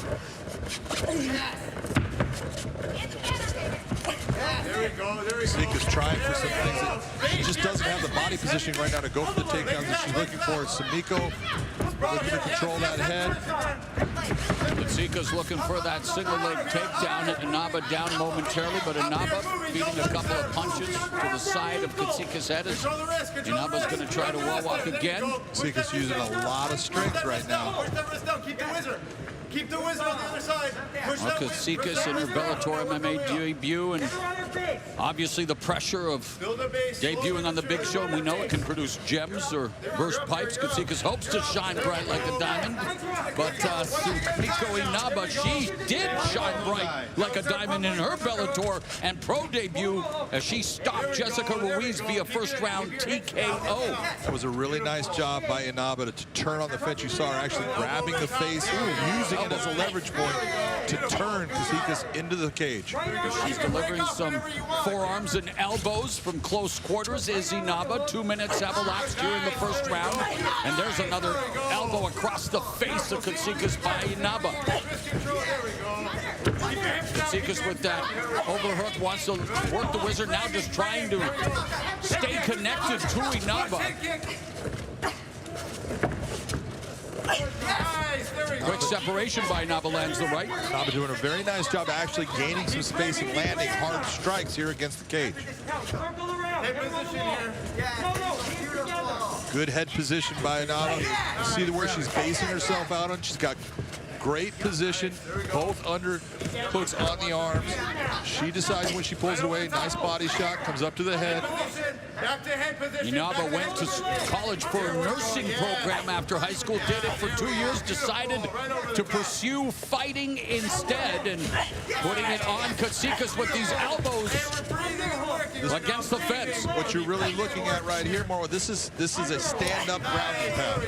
She's utilizing that cage like it's the floor. And she heard you, and so she'll make it more of a traditional ground and pound with the opportunity presenting itself, but both hands on her body, both hands on her putting her weight on Katsikas. Keeping her hands inside. Going for the elbows like we saw in her first match in Bellator. And Inaba told us that she knew that Katsikas would be looking for the takedown. Well, look at the one difference you're seeing when Inaba was taken down by Katsikas. You saw her when she got pushed into the cage, put the feet on the hips, started to look to get herself back up. Right away, you saw Katsikas going to the close guard, which says she's being more defensive. Disengage here if you want. You can disengage. Inaba's corner telling her she can disengage if she wants, does so, delivers the knee. And again, Katsikas doggedly determined to try to get the takedown with a single leg. Great defense by Inaba. Nice job of and right to her back. Love the fact that Inaba's always looking to damage, always looking to land strikes. And she's doing that, although Katsikas comes back with a right before Inaba again closes the distance, but Sumiko Inaba striking, proving to be the difference here in the first frame. Sumiko Inaba just utilizing that clinch work that she's just done. That was a big elbow strike.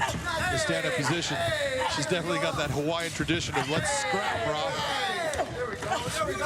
And a big advantage in terms of strikes landed, and Sumiko Inaba continues to land strikes as Katsikas desperately looking for the takedown, now turns the tables, just tries to pin Inaba along the fence, buy herself some time for recovery. Sumiko's landing those shots at about a 96% rate.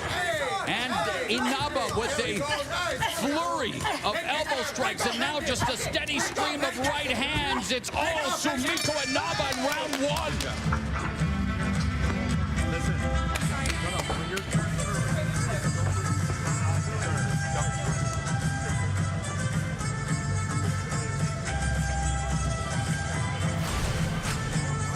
In the clinch game, Sumiko Inaba landed some big elbows inside. That was a big difference maker in this round.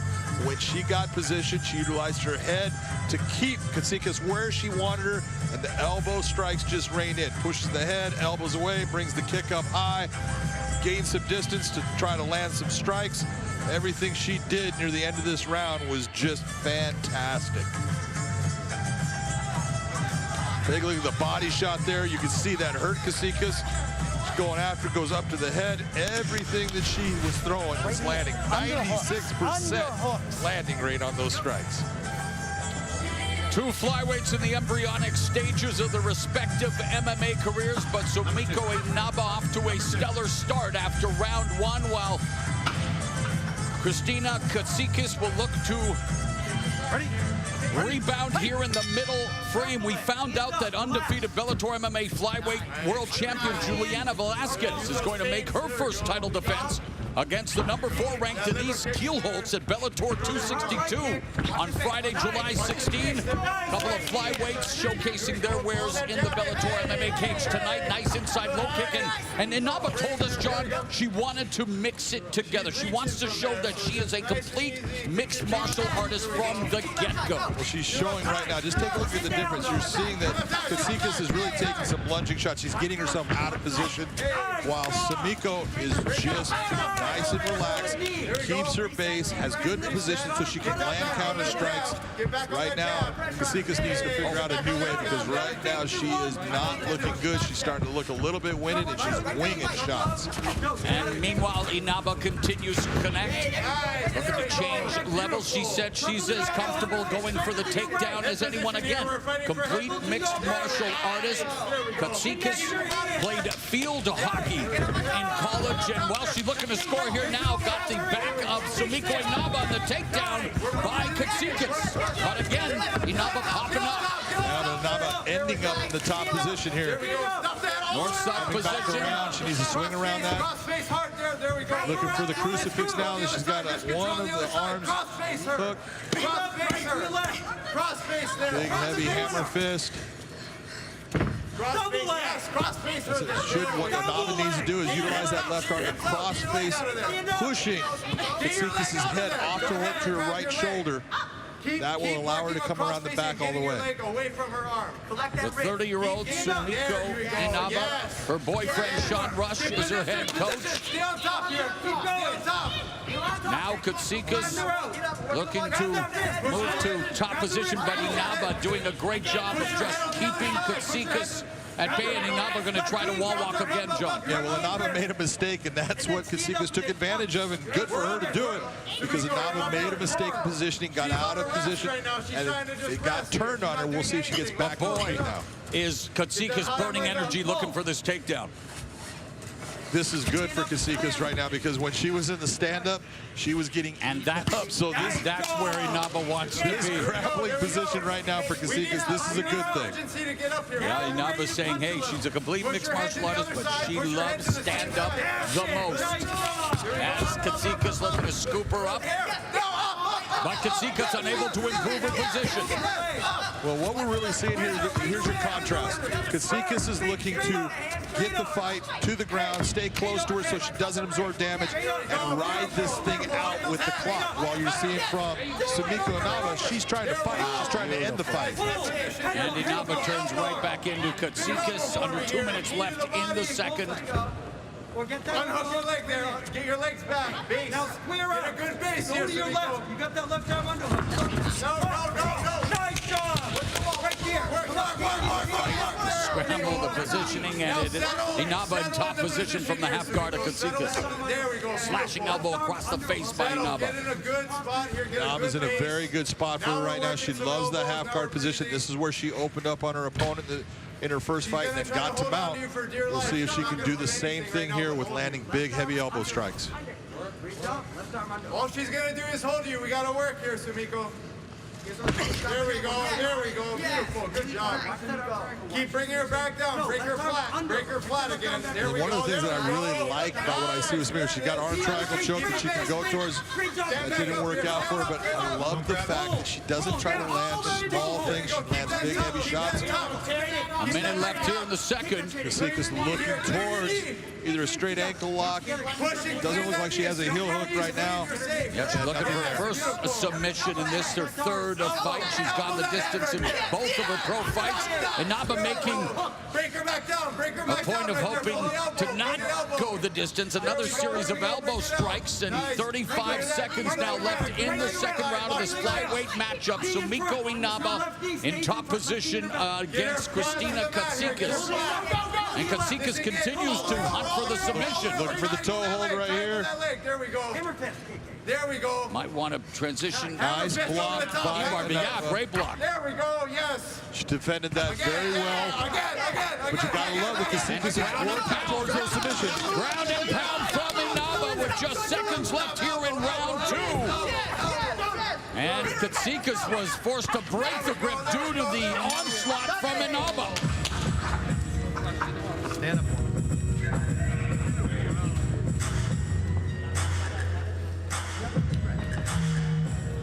You're actually doing okay standing. You're actually doing okay. Don't be desperate to get a takedown. She's clenching you, okay? Take some water. Take some water. I'm tired. You're doing fine. You're doing fine. It's only going to take one thing to turn it around. One good punch, one good clinch, okay? I know you're tired. She's getting tired too. She gets more and more tired every minute, okay? I can't believe you're still here right now, okay? Right. You're moving around. You're not doing it. Come up this round circling. You can load up that spinning back fist, throw it again, but fast, not hard, fast. You're light on your feet. Follow gotta your stop jab trying to in do tricks and wait for that big overhead. Replay here. This was that takedown by Katsikas to get Inaba down to the ground. She then brought her back down again once she stood up, trying to ride the position. And she's looking for those submissions. If she's going to win this fight, she knows she's going to win it with a submission hold. She took a lot of damage in trying to get towards that leg. A lot of big, heavy shots towards the end of the round. Time. But both ladies working hard, just in different fashions. You want to continue? Yes. Okay. Want to hear more emphatic yes? Yes. Okay. Okay, just got to protect yourself. Here we go. Mouse developing under the right eye of Christina Katsikas, who was asked by the cage side physician if she wanted to continue. She said yes. I need a more emphatic yes. She said yes again, and here we go with round number 3 between Sumiko Inaba, 1-0 in the red gloves, and the 1-1 Christina Katsikas in the blue gloves in her first fight for Bellator MMA. Bang, 2 left eye. Oh, counter right hand lands for Katsikas. Was kind of slipped by, big miss on the Another kick. right hand lands. Reset here. Reset. Get your jab going. Pump that jab. That body kick lands for Inaba. Break away here. There we go. State of piecing her up. Push kick, and then Katsikas with the body lock looking for the takedown, John. This is exactly where Katsikas wants to be. She's looking for that body lock. Get her close. That'll get her out of being. Is it where she wants to be, or should she be where she's trying to win? She wants to be in a position where she's not absorbing punishment with elbows or kicks by Inaba, but right now, really the gas tank is a big factor here. You can see that Katsikas is getting very tired. She's trying to throw those big shots, and when they miss, they burn even more gas with you trying to now get your balance back. Inaba in just her second pro fight. How would you rate her striking and the way she's putting together her punches and kicks? Well, what I like right now is you saw her, she came in, she gave her attack, and she backed out to reset. That's smart. The one thing that she's been having a problem with is she's crushing her own space. She's the one that's coming in, throwing shots, creating that crush of space. Caught her with a counter right hand. That's Katsikas came in. Stop. You got to move your feet throughout your striking. Don't set your feet. Keep your feet moving and sliding and moving, and that'll keep you at a distance where you can keep those hands flying. And a tiny mouse under the left eye of Inaba. She switches to southpaw. Delivers a left body kick, but got fatigue written all over the face of Christina Katsikas, but also very valiant, very game, trying somehow to figure out the riddle that is Sumiko Inaba. And again, Inaba continues to find a home for that left kick. You got to give Katsikas credit. She's tough, man, because she is tired. Her arms are heavy right now, and she's just looking for that moment that she can close that distance and get back towards that body line. Again, the left hand lands for Inaba midway through the round. A push kick, another left kick by Inaba, and total strikes landed. It is a rout for Sumiko Inaba.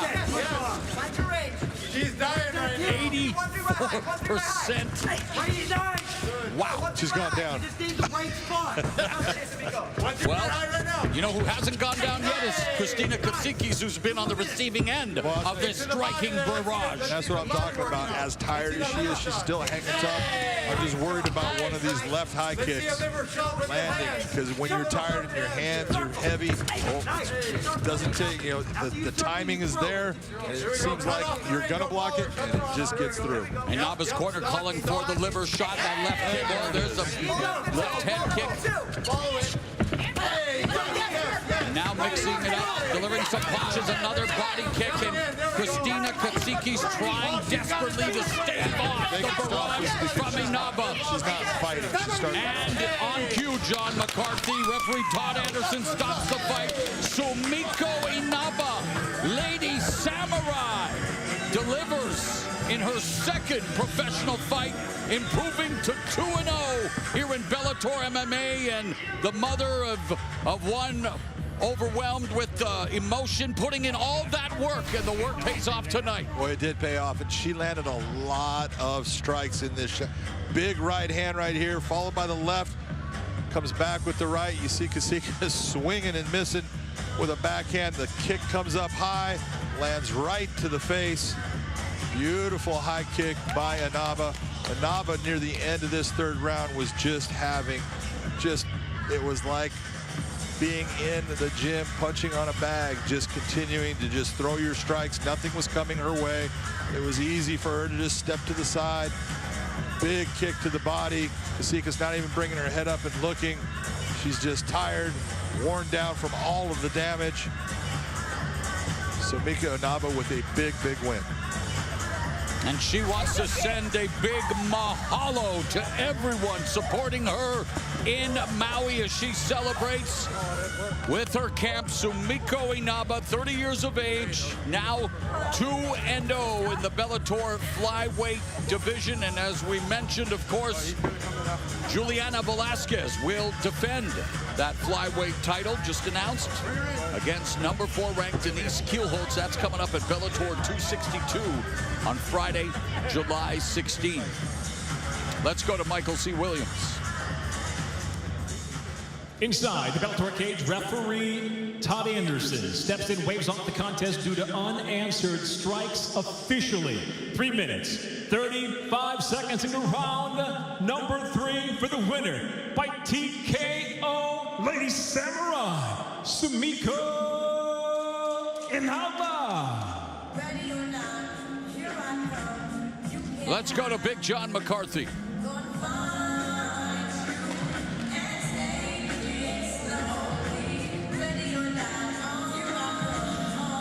Sumiko Inaba, that was just an impressive display of striking. You had great ground, and the striking that you landed at about an 84% rate. Talk to me about that fight and how you were feeling. Well, I just want to say thank you to everybody, my coaches in my corner, my boyfriend Sean Rush, Wayne, and the whole camera, Ohana, and my training partners. Thank you so much. They prepared me for everything. I tried to be a mixed martial artist in this fight and mix it all together, and I'm glad my striking finally came through. So thank you so much. You were an outstanding mixed martial artist in the fight. They have a saying in Hawaii, it's called just scrap, brah, and you were just scrapping out there because you were throwing all kinds of techniques. Thank you. I tried to, keep my distance and, show all my growth through these last few camps. I tend to just come in, guns blazing, but I tried to, slow it down a little bit and see my shots, and I thought I was able to do that, try and stuff the shot, just get back to my feet, and I can't thank my training partners more enough for getting me, repetition over and over, and it really translated through. So. Well, congratulations on an outstanding, dominant victory. It was a beautiful performance. We look forward to seeing you again. Ladies and gentlemen, your winner. Thank you so much for being here. Thank you, you guys are amazing. Very gracious. Sumiko Inaba. Victorious Sumiko Inaba. She puts the KO in Sumiko. Now 2-0 with 2 wins via form of a knockout. Name to watch as she continues her blossoming MMA career. Let's go back to Jen Brown. Well, the Lady Samurai getting it done there, Josh. What do you think of her performance tonight? Quite impressive. For such a young fighter, she just mixed everything up very well, from touching to the head, body kicks, leg kicks, coming back up to the top. That's what you want to see from a young fighter, and just seeing her progression from the time she first fought to this fight. Hopefully she's just going to continue to get better and stay a gym rat. If you become a gym rat, it just gets better from there. She's hometown Maui, Hawaii. You heard Big John talk to her about scrapping. Those Hawaiian fighters, man, they can really throw down.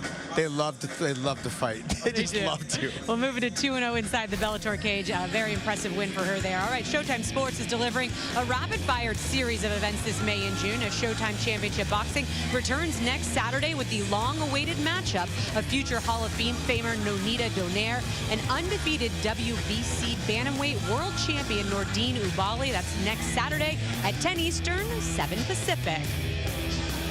Well then, Sunday, June 6th on Showtime pay-per-view, it's the fight creating a viral superstorm. Now 50-0 Floyd Money Mayweather gets back into the ring for an exhibition bout against social media sensation, the Maverick Logan Paul, and our own Mauro Ranallo will get to speak with him a little bit later on tonight. You want to stick around for that one. Now, no doubt the world will be watching and tweeting Sunday, June 6th live on pay-per-view on Showtime.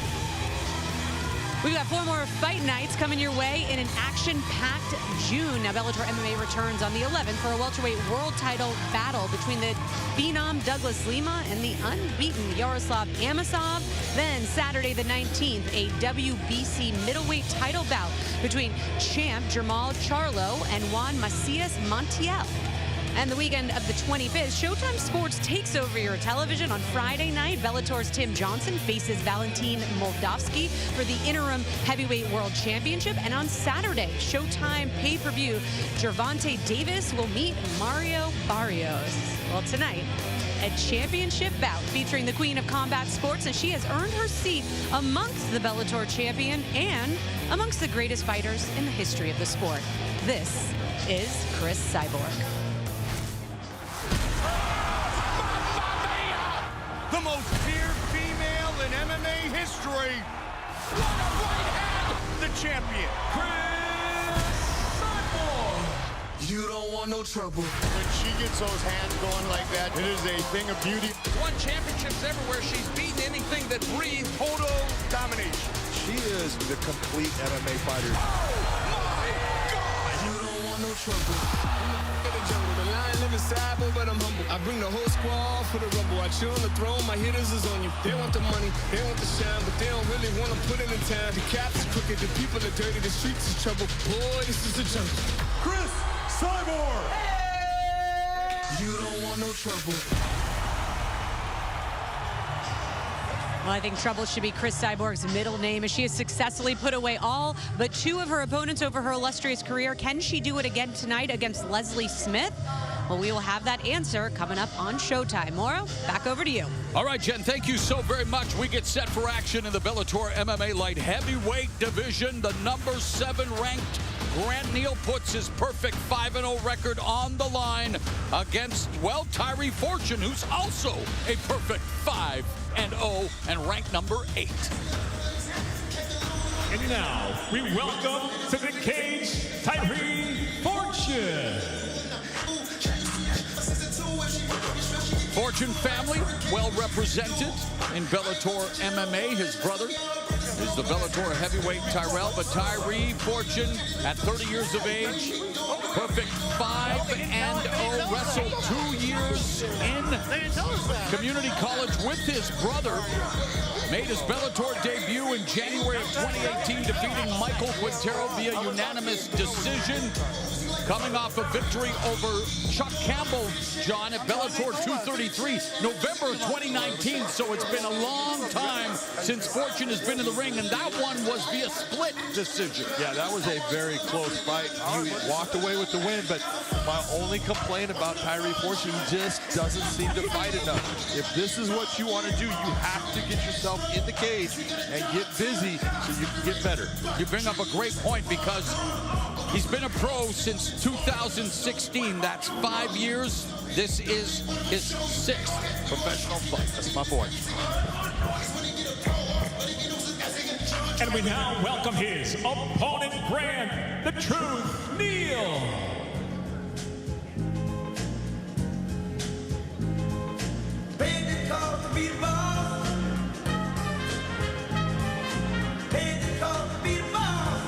Oh, yeah, Grant Neal walking with purpose down that Bellator MMA ramp, and he's known as the Truth, and he's proven to be the Truth thus far. He is 5-0 overall, including 4 wins here in Bellator MMA. He attended CSU Pueblo and was a freshman All-American fullback in football, won the NCAA Division II National Wrestling Championship in 2014. And he's currently finishing pre-ed at University of Colorado, Denver. What are you doing with your life? Not as much as Grant Neal is doing with his. But the big thing about Grant Neal, and what I love about him, is look at how much he has been fighting. Here's a guy, even had fights canceled on him, but still had 3 fights in the year 2020. This is his first one in 2021. And in talking about his opponent, Fortune, he says he knows that Fortune has some explosive power. Power's his strength. But Neal says it is also going to be his weakness tonight as we take a look at some of the highlights from Grant Neal's career. Well, Grant Neal is super strong. He is very good at getting you to the ground, and if he gets position, he can squeeze, he can end the fight at any moment with a beautiful rear naked choke. He just powers his way through that. We've seen Grant Neal start to improve with every fight. Does he improve again in this one? Our tail of the tape for this matchup of 5-0 light heavyweights. Everything doesn't really matter. 5'11" to 6'2", 74 to 76.5. But whose O is gonna go? The Loonies would be pleased. They've got 5 on it. Let's go to Michael C. Williams. Here at the Bellator 259 Prelims, we now present a feature fight, 3 5-minute rounds in the light heavyweight division. Introducing the blue corner at 6'2", weighing in 205.3 pounds. His professional record undefeated at 5-0, fighting out of Portland, Oregon, Tyree Fortune. And across the cage, his adversary out of the red corner at 5'11", weighing in 204.4 pounds. As a professional, he too stands undefeated with 5 wins, no losses. From Denver, Colorado, Grant, the Truth, Neal. In charge, your referee, Kerry Hatley. Kerry Gotcha Hatley is the referee for this light heavyweight matchup, and it's an important one. 2 top 10 ranked light heavyweights, 2 undefeated fighters, and as a former police officer, John McCarthy, I'm sure you appreciate their 5-0 records. Neal in the red gloves, Fortune in the blue. Well, we just had a Naba from Hawaii, so it all matches up. Lots of movement, buddy. I'm loving that motion already. Beautiful. Just let it build. The light heavyweight division in the midst of what has been an amazing World Grand Prix. We're down to the semifinals. Current champion is Vadim Nemkov, defending the title throughout the tournament. But number 7, Neal, number 8, Fortune. They are in the hunt. Grant Neal giving a lot of feints inside. And how cool is it, John, that they have to go through each other as Neal tries to go through Fortune with this takedown attempt, but in order to move up. You know, this is what it's about. You know, if you want to be a fighter and you want to move up in the rankings so you can get that shot, now is your time to impress. You've got an undefeated fighter in front of you, and this is what gets the eyeballs. This is what makes President Scott Coker look at you and say, okay, what did you do against that other undefeated fighter? What do you look forward to in this matchup? What questions are you looking to have answered from both Neal and Fortune in this fight? You know, I'm looking towards for Tyree Fortune. I believe he wants to actually stay on the outside. I think he wants to use his wrestling to be defensive so he can use his hands. And I think you want to see Grant Neal wants to get inside, bully him against the cage, or get him down to the ground. Fortune said his biggest strength is he doesn't quit, never capitulates. He will never quit, he says. If you can't put him away, he's going to keep coming for you. Thus far in this, now his 6th fight, the 5 previous opponents unable to put him away. Oh, and he lands a nice short left hand from the southpaw stance on Neal, who ate it well. Now, he did eat it well, but that was a well-placed shot. Had some power on it. You saw Neal buckle a little bit. Wiley's there now, baby. Inside low kick employed by Fortune. Tyree's fight against Chuck Campbell. He got rocked by Chuck Campbell, but did fight his way out of the situation. So he has shown he has heart. He does not quit. Nice feint by Neal, lands the body kick. Good counter right hand from Fortune, and again some great technique and find that shake. Shake. We are coming up on the midway point of the opening round. He's looking for the kick. He's looking for the kick. Pivotal matchup here in Bellator MMA's top 10 205-pound division, and Neal changing levels, secures the takedown into side control on Fortune. And for Tyree Fortune, this is not good for him to sit there and just lock up the hands.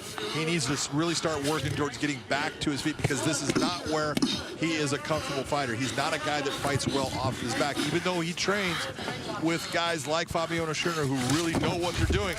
I've seen him on his back before, and he just tends to stay there. He's got to use this cage to get himself up off of this ground.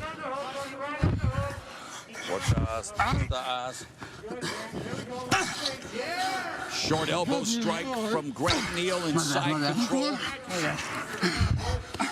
They're both talking inside. One of the things that we've seen from Neal, and it's been his time with Jake Ramos and all the guys in Elevation, is, man, he is just getting better and better when it comes to when he gets the fight to the ground.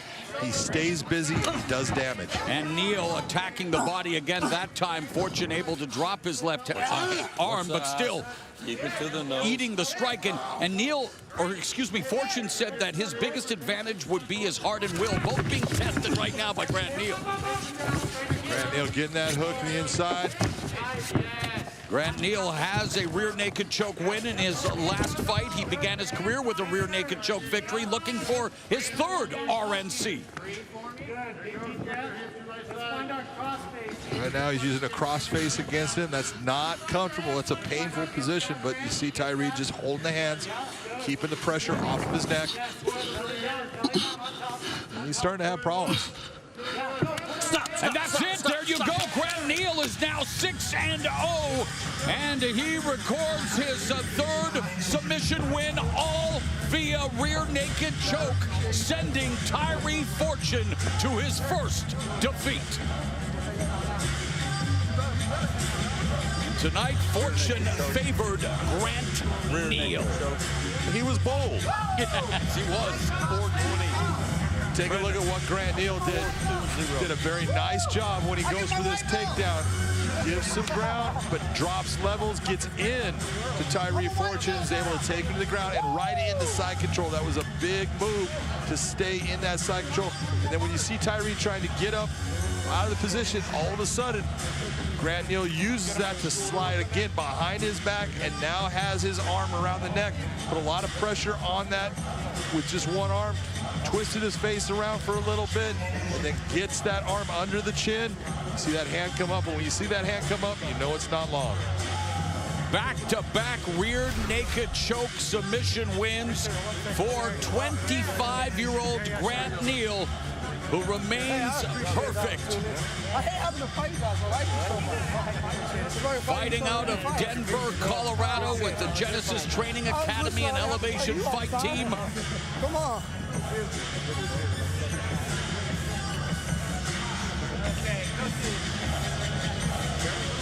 And he utilized his strength, his wrestling, to set up the submission.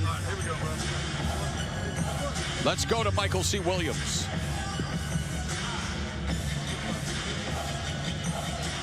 Ladies and gentlemen, it comes to an end by way of a rear naked choke. The tap officially 4 minutes, 20 seconds into round number 1 by submission. Still undefeated Grant "The Truth" Neal.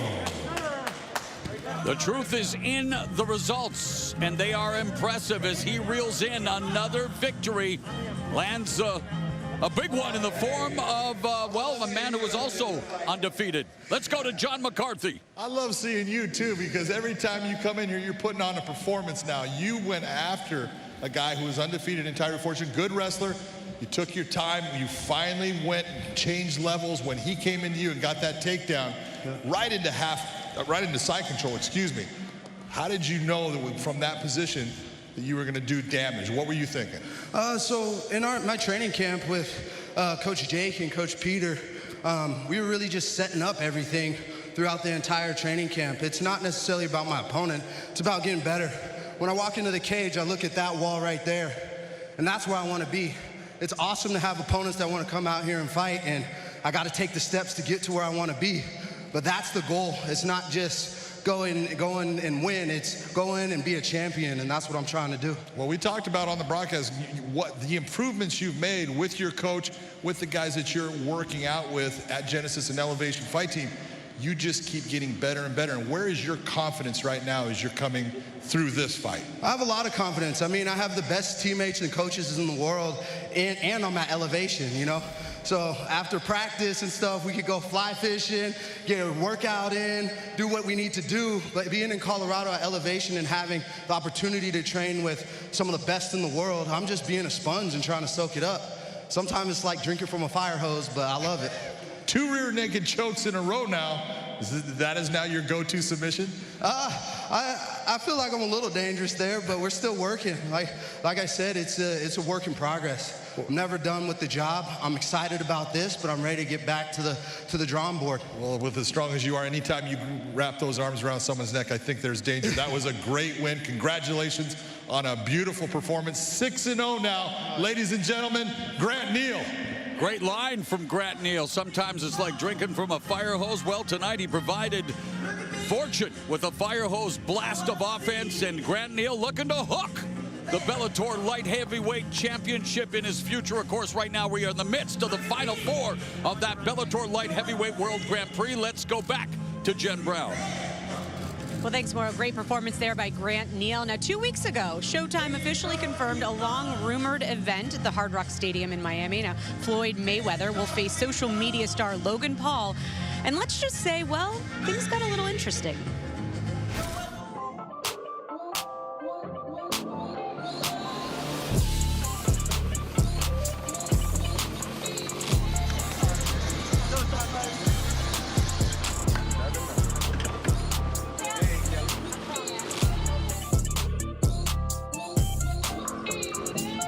So what's going on, everybody? We're behind the scenes, we're working. Now, we have you mic'd up because I heard you wanted to be mic'd up. Is this gonna get a little rowdy? Good. Gotta have you doing good. Gotta have you on there. So, dude, everything good? Yeah, amazing. Cool, Good to see cool, you. cool. Likewise. June 6th. Get ready? Oh, we're gonna walk?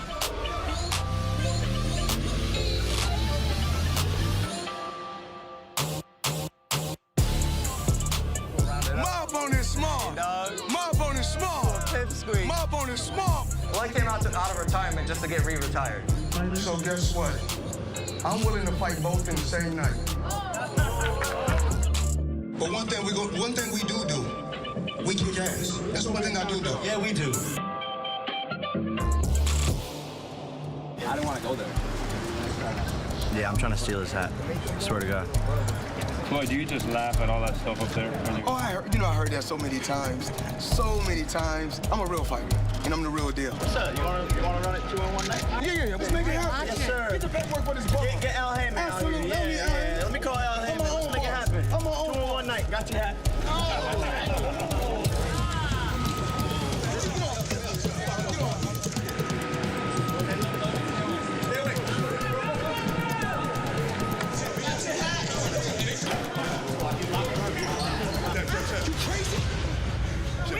No camera. Thank you. No, seriously, we gotta get fucking serious about this shit. This ain't cute anymore. Well, Sunday, June 6th, it is all about the bragging rights. The champ, Floyd Money Mayweather, meets the social media don, Logan Paul. Now, we will hear more from the Maverick later on tonight during the main card on Showtime. But here's a quick teaser to whet your appetite.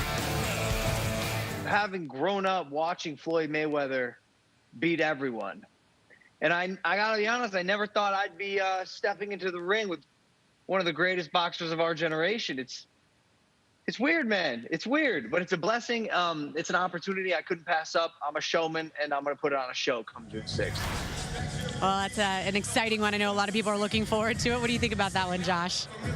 what really interests me the most is he's talked about fighting MMA. He has. And in that conversation, you know, there's a couple names out there that he's thrown out. Him and Dylan has had some beef in the Twitter sphere, whatever you want to call it. But I mean, there's some fights there that I'd like to see him fight in MMA. There's a lot more than beef between him and Dylan Dennis, but I think Armoro is going to ask him about that. We'll get some more insight on that one. All right, well, just one last fight sits between us and our main card live on Showtime. Now tune in at the top of the hour because featherweight gold is on the line. The champion, Chris Cyborg, once again faces off against MMA veteran Leslie Smith. And here to break down that rematch from our Bellator UK office is Gareth A. Davies. Chris Cyborg makes the second defense of her Bellator featherweight crown against Leslie Smith in a rematch of a fight 5 years ago in Curitiba, Brazil. That fight was won by the champion with an emphatic first-round knockout. So what can Smith, the peacemaker, do differently this time around against a woman who is arguably the most dangerous female fighter ever to step into the cage?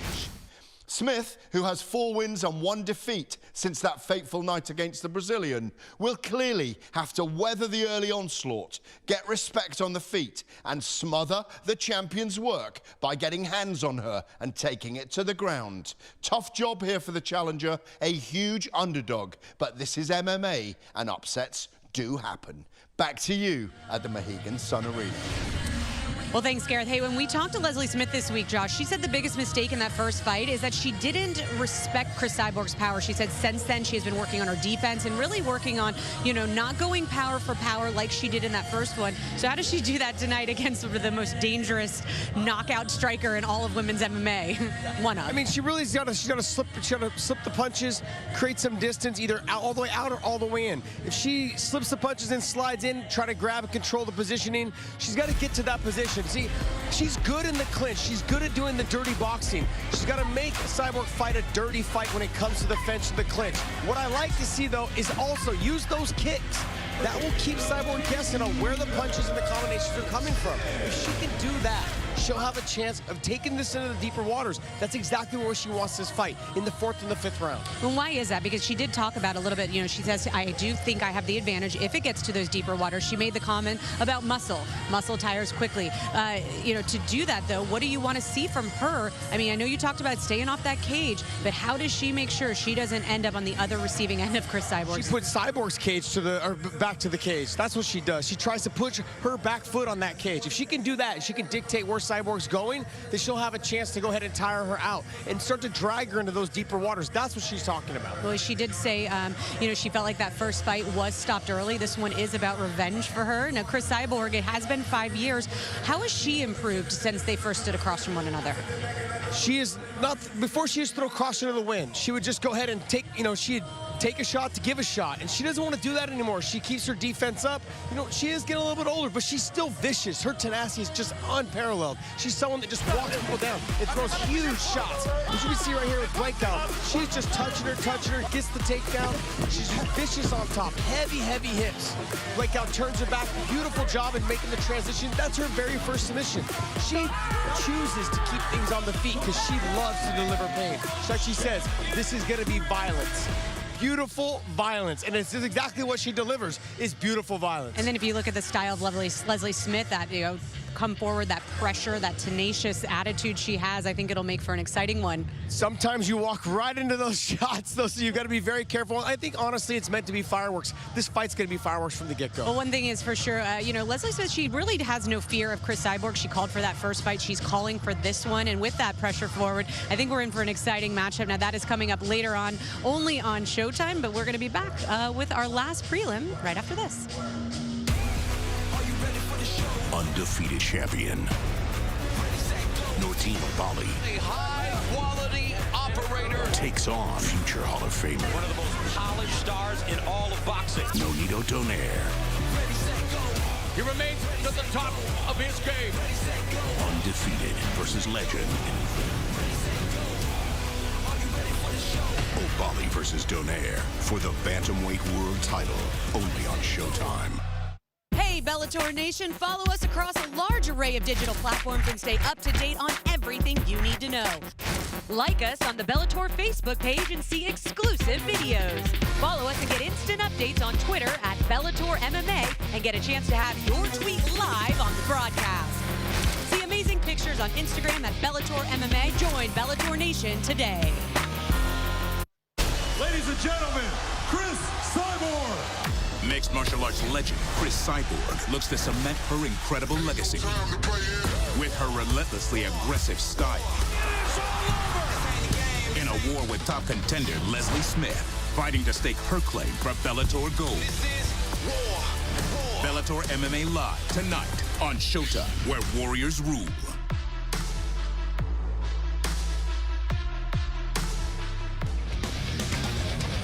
Well, we have enjoyed our time here at the Mohegan Sun Arena in Uncasville, Connecticut, and we are going to enjoy it even more next time around because, yes, fans will be back at the Fight Sphere for Bellator 260 as we continue with the Bellator 259 prelims on a beautiful Friday night here in the state of Connecticut. And our final preliminary fight of the night will take place in the lightweight division as Syed Awad takes on Nate Andrews here at the Fight Sphere. And now, we welcome to the cage Nate, the Snake Andrews.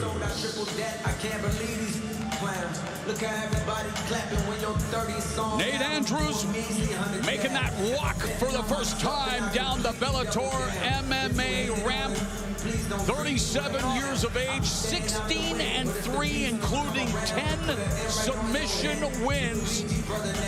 Nicknamed the Snake because he has a penchant for choking out his opponents, Big John.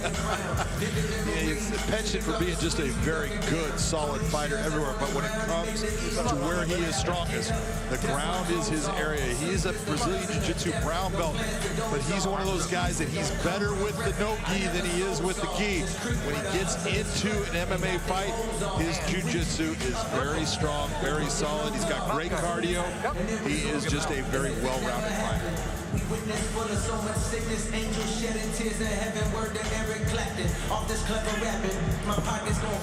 Well, no off-season for Bellator MMA. We heard from J. Cole's latest bars for Mr. Nate Andrews, but he is looking to, well, make a point here tonight that he belongs on the biggest stage.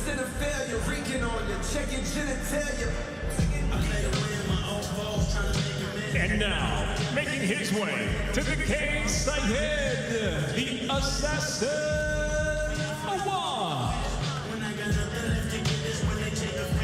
Syed Awad, 38th fight as a professional, 23rd appearance in the Bellator MMA cage.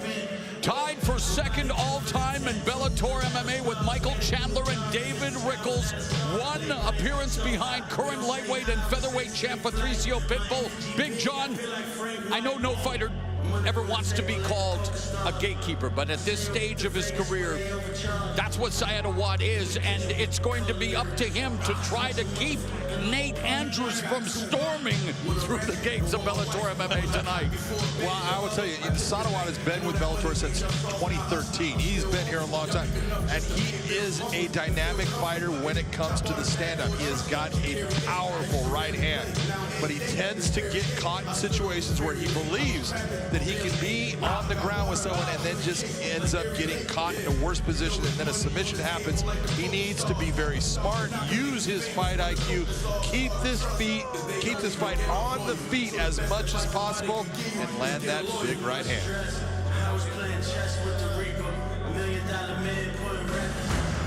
Our tail of the tape for this lightweight matchup, 23-13 versus 16-3, but it's that 37 years of age.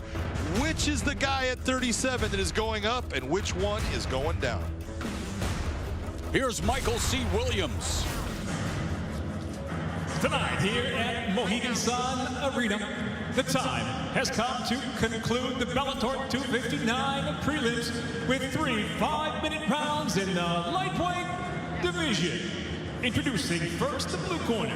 At 5'11", weighing in 155.7 pounds, making his Bellator debut, he enters with 16 professional victories, 3 losses.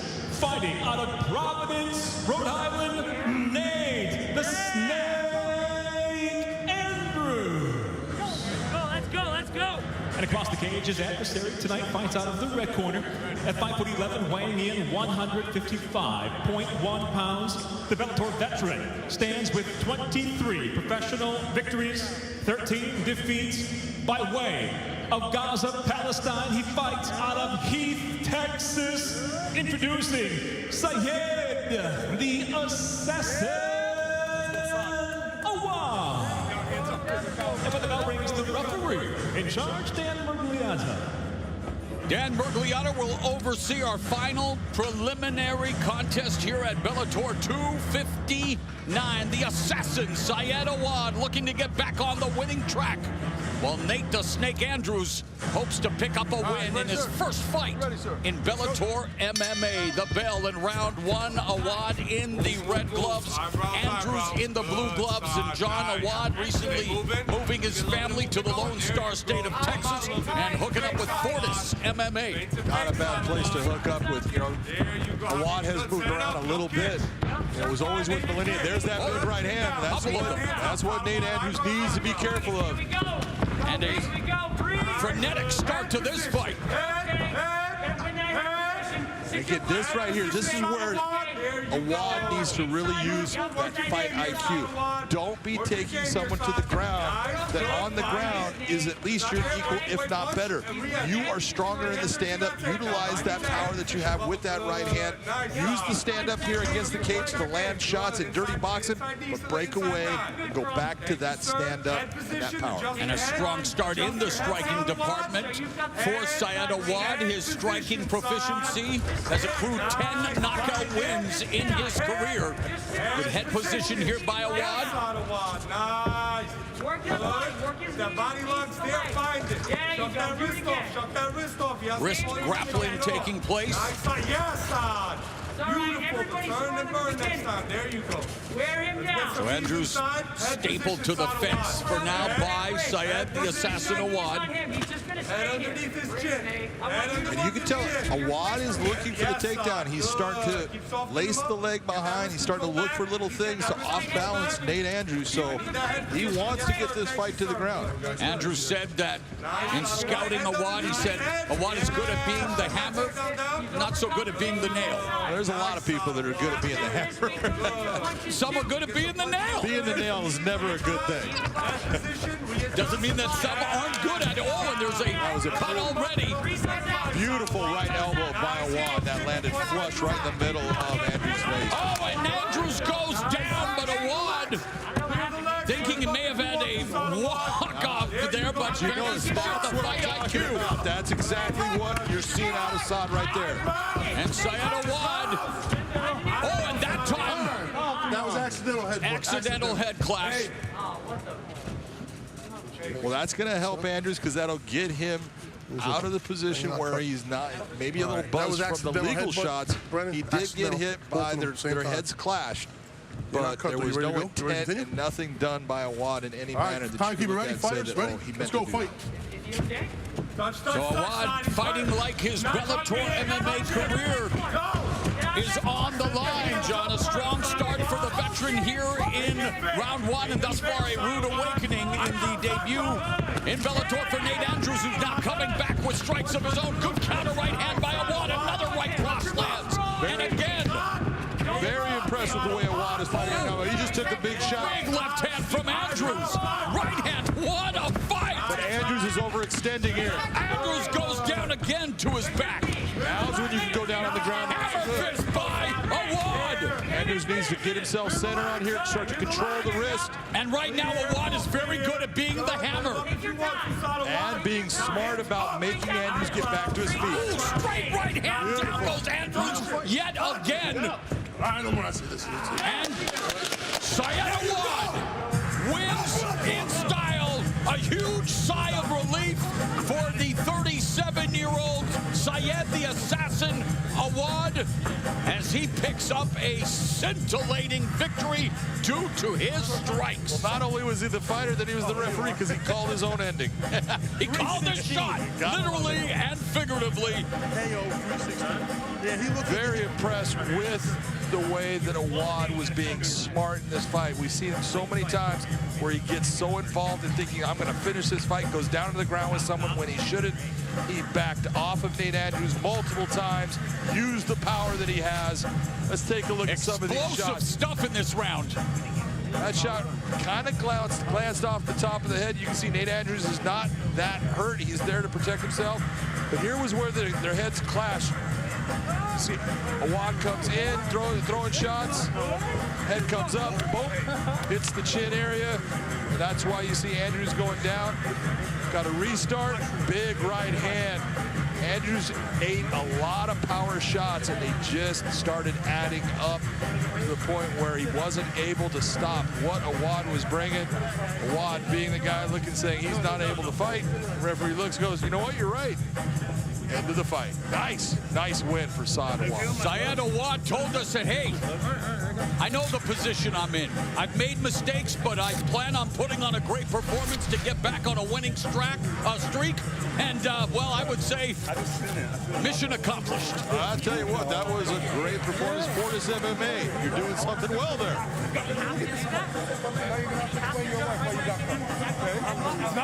It's not my fault.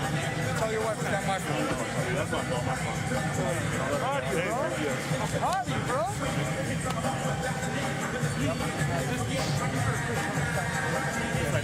Same thing. I didn't have to get fighting against you. I know how to lot of fights. I've seen all the guys that backed out against you.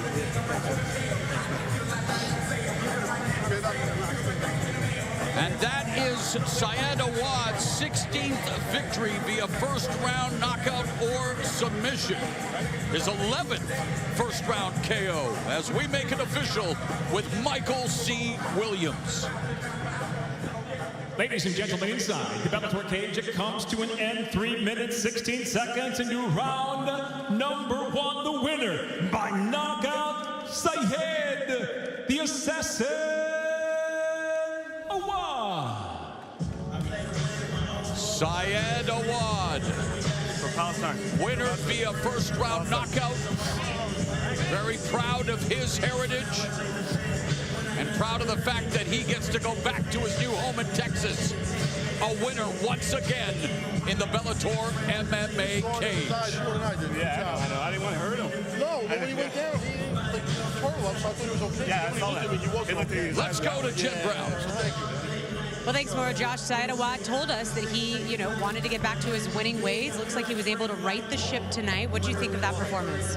He went out there and did what he normally does, except this time he's a little bit more defensive, but he came out grinding right off the bat. He was able to get some nice shots in, and every time he landed clean, he kept following up. And that's exactly what he needed. He needed to get a win and get back on the winning track.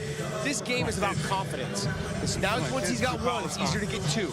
It's easier to get 3. He just can start building on that. It's a good place to start. Well, it was a great performance. We in addition to that, we had 5 other finishes, 8 fights, 6 finishes tonight. Why don't you take us through them, because they were pretty spectacular. Yeah, let's first start with Liam McCourt. Came with a beautiful comeback tonight. That was so nice with the beautiful up kick right there against Janae Harding. Janae Harding fell right into this triangle, wasn't able to escape. You see Liam McCourt starting to set it up, pulled it a little bit tighter, but it didn't get tight until Liam McCourt put the arm across the hips and was able to get the finish.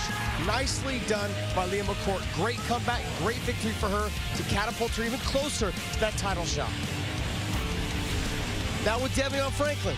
He came out, all he has to do is just stay composed, not leave himself open, and just use his God-given talents, his abilities. You can see here, beautiful overhand right with the power he possesses. He just comes in, touches, and the fight is over. Lights out. Great job by Franklin tonight. Aviv Gozali, I don't even know what to say. The kid is just phenomenal. He's good all the way around. He's spectacular. He pulls into the guard. He gets to the top, gets the mount. Before this transition here, he pulled him down on top of him into the guard position. Was able to wiggle over to the heel hook position. You can hear the verbal tap. Nicely done by Aviv Gozali. His submission streak in the first round continues on. Inaba, she came out just vicious with her stand-up. Touch, to the body with the elbows. She landed some clean elbows throughout the fight and was just doing damage throughout the fight the whole time, mixing up from the legs to the body to the head. Nice finish. And now Grant Neal, he just continues to get better. Unbelievable work by him tonight. You saw him get the takedown, pass right to side control, gets to the back in the scramble, and just so strong. And you see the physical strength he possesses. Gets underneath the neck, finishes up the submission. The sky's the limit for this young man. I can't believe how good he is, and he just keeps getting better every single fight, and that's what you want to see from young prospects. Absolutely. Well, 8 fights there in our prelims, 6 of them finishes. Fantastic job from all of our fighters tonight. We've got an impressive main card coming your way at the top of the hour on Showtime. But first, let's talk about this, because this is announced today. We're going to have fans back, Josh. We're very excited about that. Fans will be in the audience coming up next month. Now, if you want to get tickets, you can head over to Ticketmaster.com, or you can get more information on Bellator.com. All right, well, we've got 5 great cards, great fights on our main card coming up. Let's talk about our first fight of the night. We've got Vallarta taking on Hannah Guy. This fight was bumped up to the main card. Let's talk a little bit about that. These are very young fighters, Josh, and there's some pressure being the main, opener, on a big, night on Showtime. Let's talk about the fans. Let's talk about. I can't wait to get the fans back. I'm so pumped for the fans.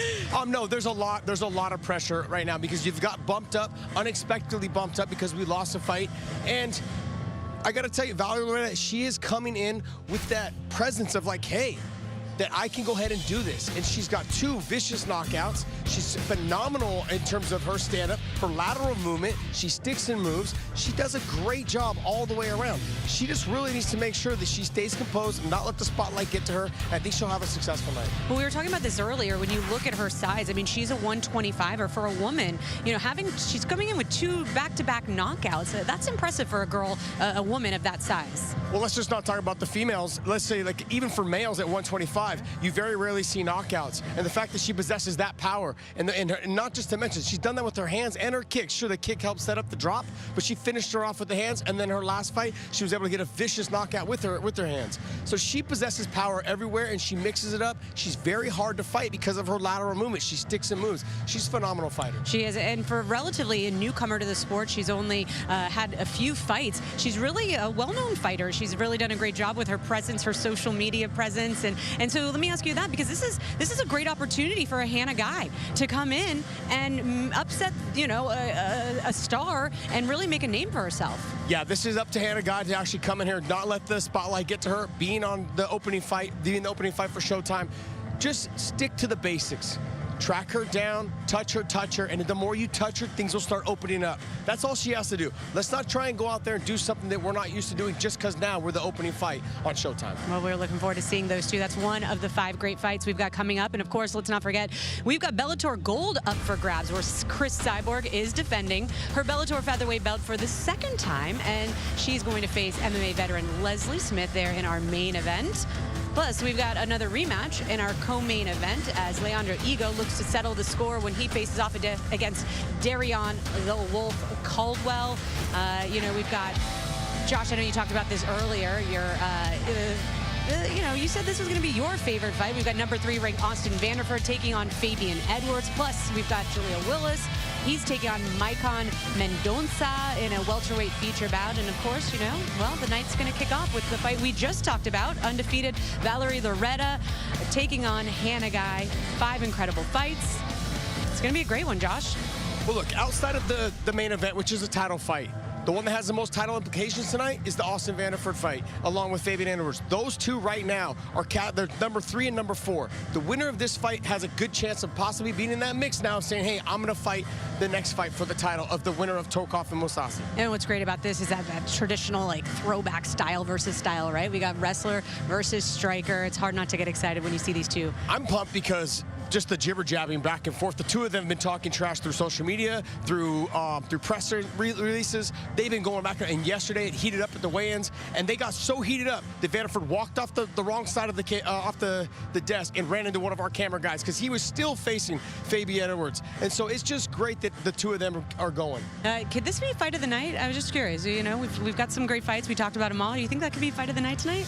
I think it has the potential of being fight of the night. I think Jalil Rose could potentially steal it because with his performance, but Austin Vanderford and Fabian Edwards right now, like I said, the most title implications and the jibber-jabbering back and forth and the jawing back and forth, even when they were wearing masks, as you can see right here, you can still see their jaws moving. And they were just getting after it. It got so heated, even when they were facing the cameras. You can see right here, you watch Austin put up his arms, and you can just see them still talking back and forth to each other. I loved it. I was sitting there just basically like going, this is going to be the fight. This is going to be the fight. So these are the things that makes fight fans excited. This is what gets me excited, so I know fans at home should be prepared to watch this fight. Oh, we are excited for it. You know, it's interesting. We were talking about Vanderford earlier. You know, he's making that move. You know, he's been at 185 since he's been here in Bellator. It seems like he's really settled into that frame. You know, especially, you know, he doesn't have that typical 185er frame. You know, it's impressive to see how well he's done at middleweight. Well, what it is that he trains with just stone cold killers, and a lot of them are from Bellator. You got Dalton Rasta, who's undefeated, Johnny Eblin, who's undefeated. You've got Yaroslav Amosov, who is fighting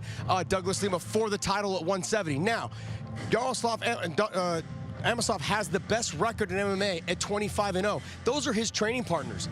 I got to tell you, there's probably a bet in the locker room on who's going to lose their O first, because they're all undefeated and they're all just studs, and they all fight here in Bellator. If there's not enough pressure already, just trying to stay undefeated and win. I love it. All right. Well, that is just one of the 5 incredible fights that we have coming your way at the top of the hour. That's going to be 9 Pacific, 6 Eastern on Showtime. Don't go anywhere. We are live next.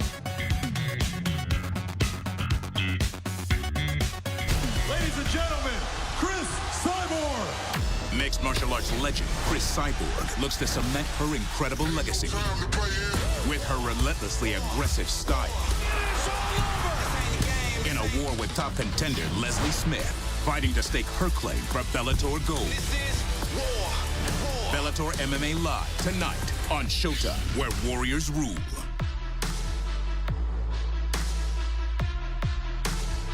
Vallarta Supermarkets. Carne asada preparada. Secret blend.